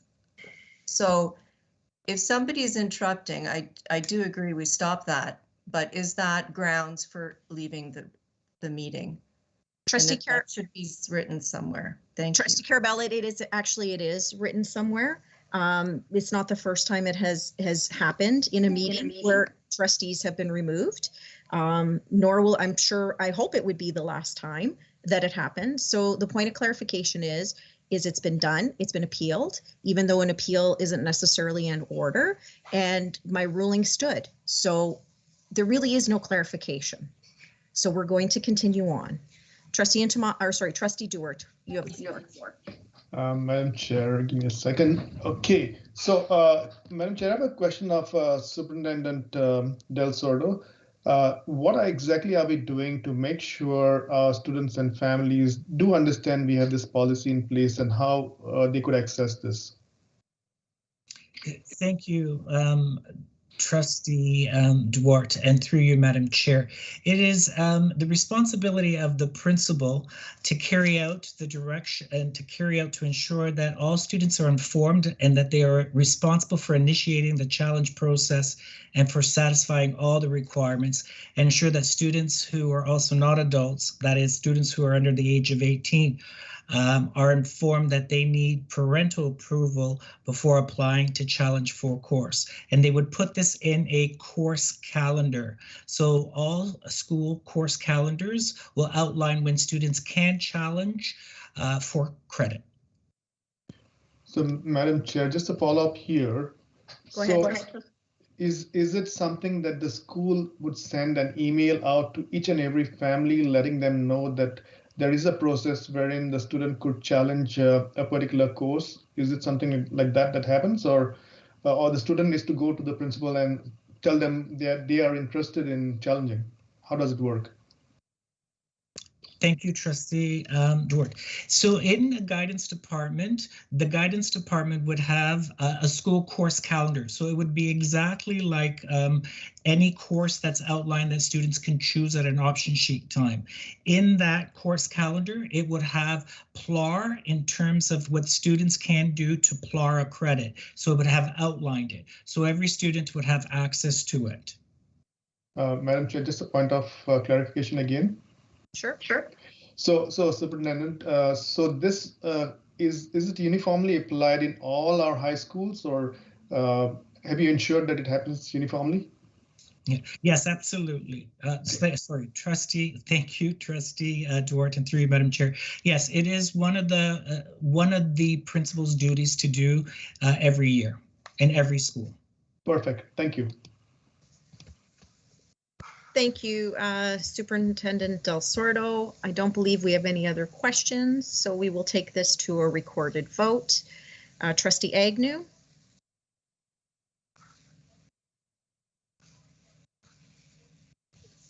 Trustee Agnew? In favor? Trustee Duarte? In favor. Trustee Carabella? Abstain.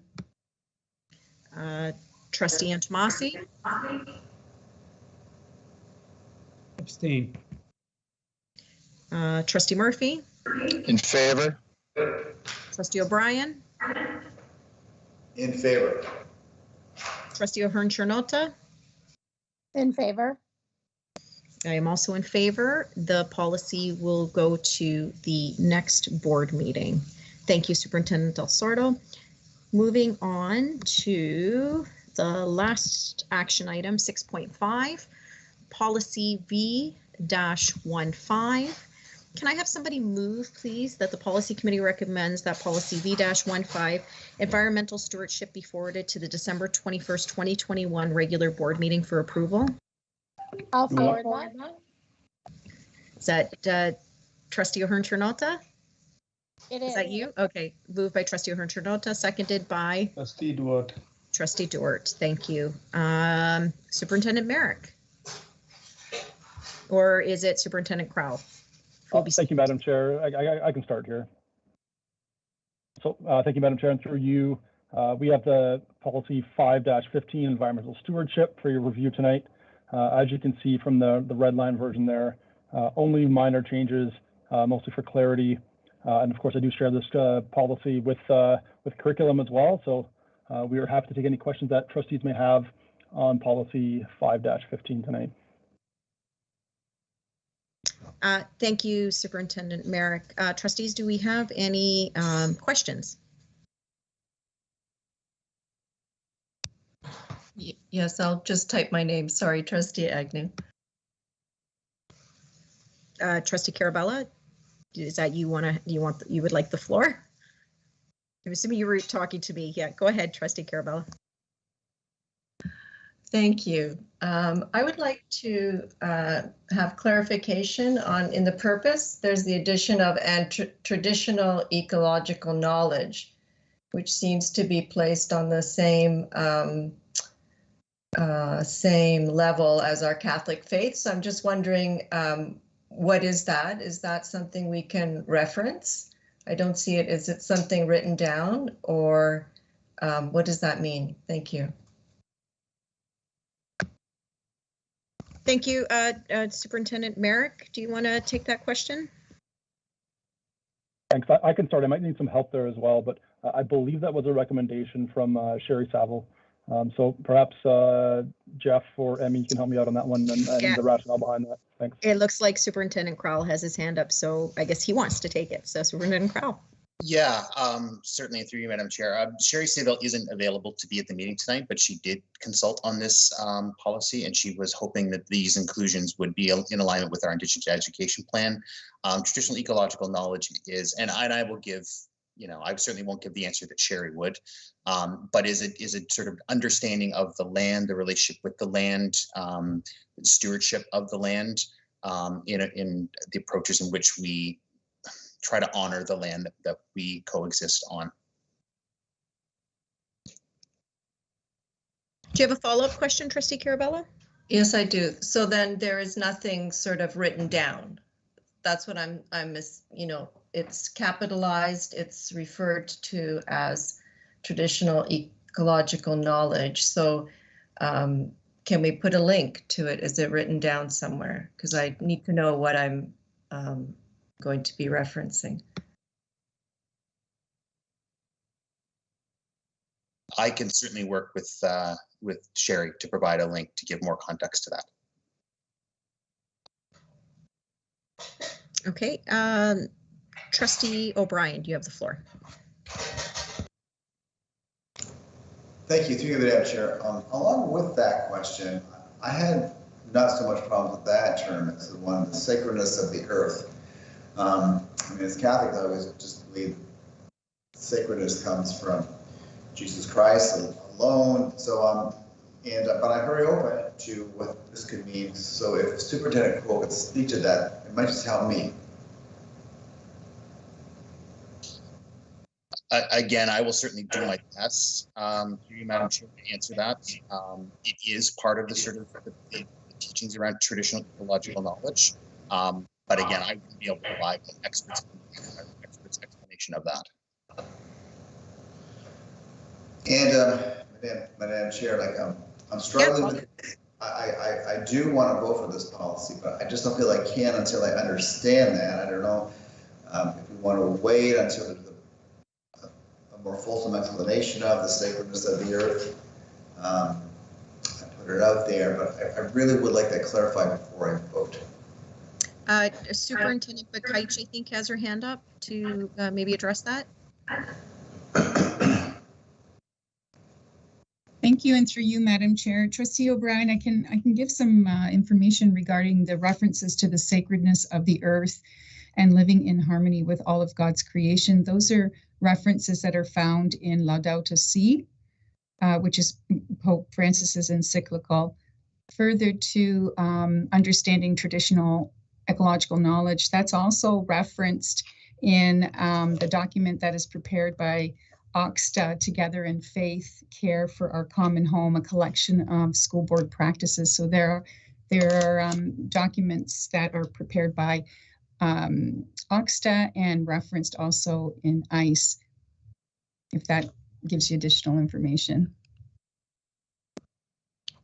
Trustee O'Brien, it's on mute. Does that clarify for you? So just to make it clear, I haven't read Laudato Si in a long time, to tell you the truth, Superintendent Bakaic. So if I go there, I will find those terms in there, you're saying, especially sacredness of the earth. Yes, yes.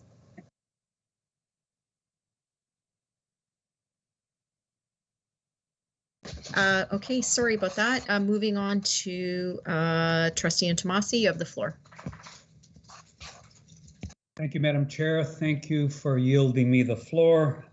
With reference to this particular policy on environmental stewardship, so we speak about Laudato Si, and then we speak about living in harmony with all of God's creation. Laudato Si does not speak to living in harmony with all of God's creation. And it doesn't marry up with the traditional ecological knowledges that would be presented to us from our Indigenous people.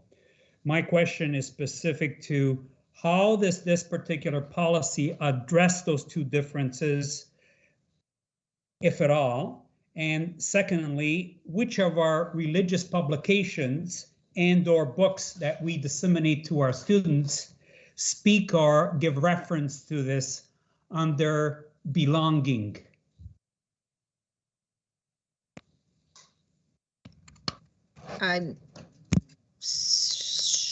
Who would like to take that question? Superintendent Crowell. Thank you, and through you, Madam Chair. There is a section in Laudato Si that speaks specifically to the harmony of creation and sort of living in harmony with all creation. So I do think it is rooted in Laudato Si, Trustee Intomasi. With regards to our board's theme of belonging, maybe you could just help me understand more of the question that you have there. So belonging, if we apply it to Laudato Si, would speak to how we belong and are part of Earth and how we interplay with Mother Nature. So how do we apply that to this particular policy? Or let me rephrase it. Where in this particular policy do we speak to that? And do we speak to that from a multi-year strategic plan insofar as belonging, which is the religious portion or our faith portion of everything we do insofar as our policies are concerned?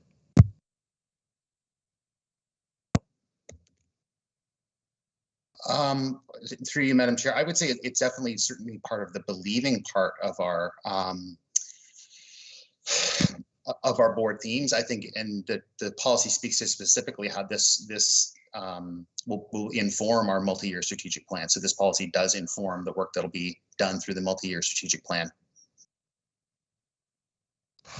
Thank you, Superintendent Crowell. I thought that was your follow-up, Trustee Intomasi. Oh, that was a clarification because he didn't understand my question. All right, go ahead, Trustee Intomasi. All right, so insofar as ecological knowledge, back in 2019, Student MAZA put forward a motion that brought us to living in harmony with Earth by reducing and not using paper. Can you please point where in policy V15 that particular motion, which was put forward by Trustee O'Brien and myself, where in this particular policy do we address Trustee Maza's contribution to this policy, environmental stewardship? Through you, Madam Chair, I don't know if it's explicitly stated in this policy, but it certainly is in the sort of language that we use around reduce and refuse, sustainable use of resources, reduction disposable waste. I think it is implicit in there, Trustee Intomasi. I don't know if it's as explicit as you were looking for. Thank you, Superintendent Crowell. Move on to Trustee Carabella. Trustee Carabella, you have the floor. Thank you. Through you, Madam Chair. So for me also, I wanted to talk about the phrase, the sacredness of the earth. Now, theologically speaking, we have God's creation, and everything that God created was good. And when he created man, then it was very good. And we have our graduate expectations where we speak to the sacredness of human life. And sacredness means that we set something apart for the worship of God. It has to have divine. We have the sacred vessels. We have life has God, and I also did a little bit of research, I think on paragraph 78 in Laudato Si, and it says, at the same time, Judeo-Christian thought demythologized nature. While continuing to admire its grandeur and immensity, it no longer saw nature as divine. And then there's more. So I'm thinking I would like some more discussion about that, and maybe some research into saying that that's the quality of Earth, the sacredness of Earth. And again, back to when we're talking about the traditional ecological knowledge, that we do get some more information on that so we understand better. So I would also, again, put a motion to postpone this to maybe the next policy meeting, where we can have more fulsome information and discussion on that. Thank you. Trustee Carabella has made a motion. Do we have a seconder?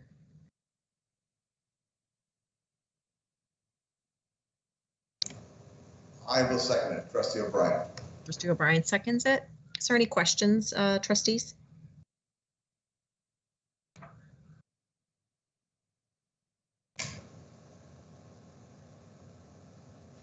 Trustee O'Brien. Thank you, through you, Madam Chair. Trustee Carabella, can you give us again that reference that you gave, what page number that is? Yes, Trustee O'Brien, it was paragraph 78. Okay, thank you.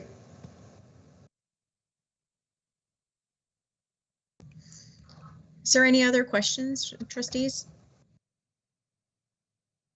Okay, so Trustee Carabella has moved to defer this motion to the next policy meeting.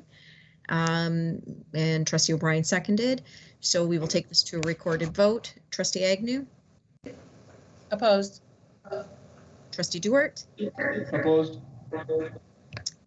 Trustee Carabella? In favor. Trustee Antomasi?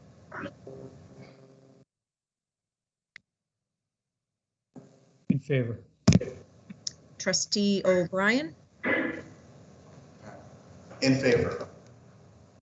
In favor. Thank you. Can I ask, thank you for muting. Can we mute the boardroom? There's a lot of feedback from the boardroom, Mike. Thank you. Trustee Murphy? In favor. Trustee O'Hearn-Chernotta? In favor. Okay, and Trustee Duart. Did I pass you, Trustee Duart? I said I'm in favor, Madam Chair. Oh, okay, thank you.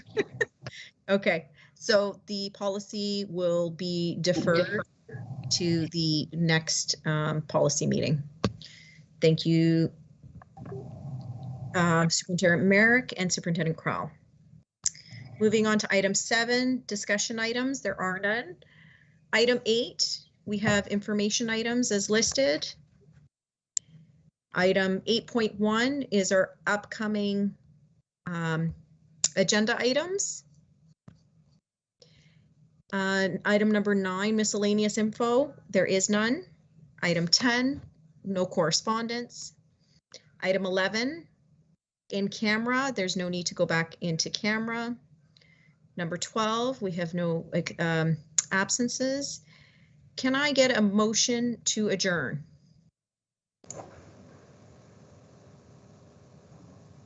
Moved O'Brien. Duart. Moved by Trustee O'Brien, seconded by Trustee Duart. Anybody opposed? Seeing as no one is opposed, Trustee O'Brien, could you lead us in closing prayer? Thank you, through you, Madam Chair. If everybody could please join us tonight in the Our Father. In the name of the Father, and the Son, and the Holy Spirit, amen. Jesus, thank you for bringing us together tonight. May all wounds be healed, and may we move forward with the knowledge we gain. Our Father, who art in heaven, hallowed be thy name. Thy kingdom come, thy will be done on earth as it is in heaven. Give us this day our daily bread. Forgive us our trespasses as we forgive those who trespass against us.